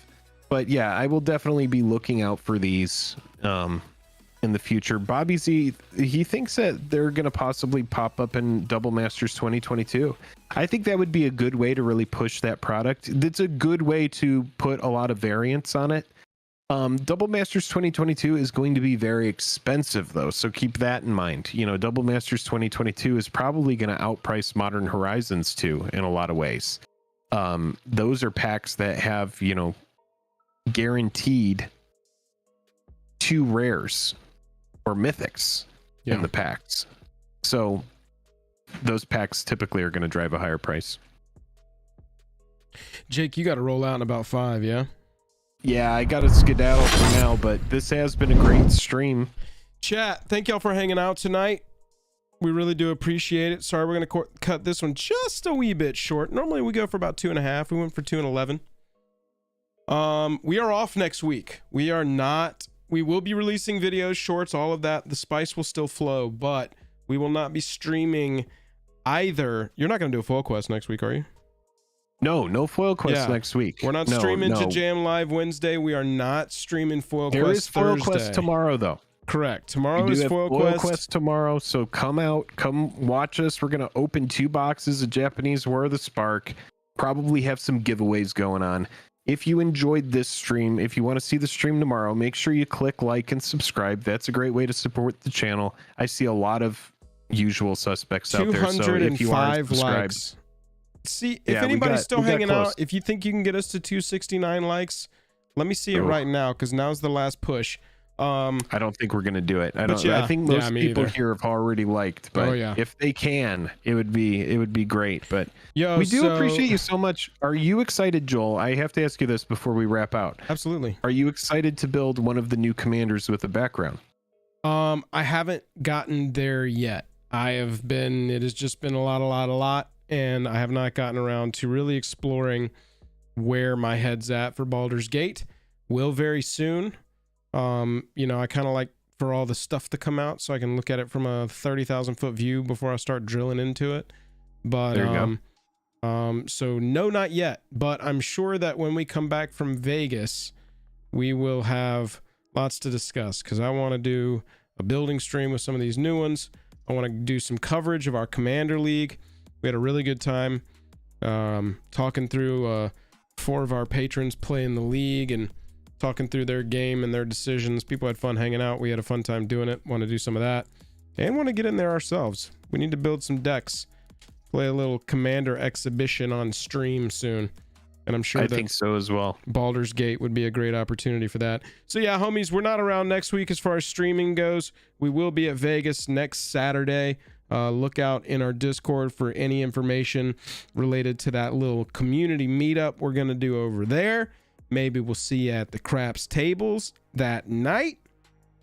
Other than that, don't judge us if we're sloppy. Whatever happens in Vegas stays in Vegas. And then the other thing, make sure you stay tuned over the next couple weeks. We've got some fun stuff coming up in this channel.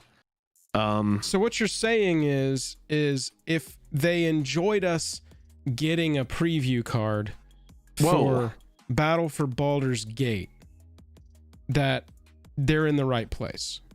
I would say if you enjoy hanging out here, then you need to continue doing so, because we've put some time into this thing and finally weird stuff is starting to happen. So stick around. It's going to get weirder. Double Masters 22 is probably going to be the height of our coverage year. So that one's going to be a fun set. Yeah, that is going to be really fun. Commander Legends, a little bit different than what we were expecting. A little bit. Seriously. Like the name really propelled that one. Oof. And we're going to see if Double Masters 2022 does something similar. You know, are we going to get an iconic Masters and a Masters 25 version of Double Masters where it's like, whoa, what are they doing?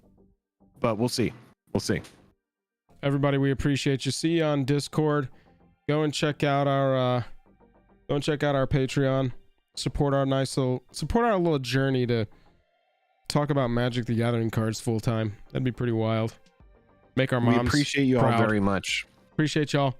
Good night. Talk to you later. Goodbye. Love you, mean it.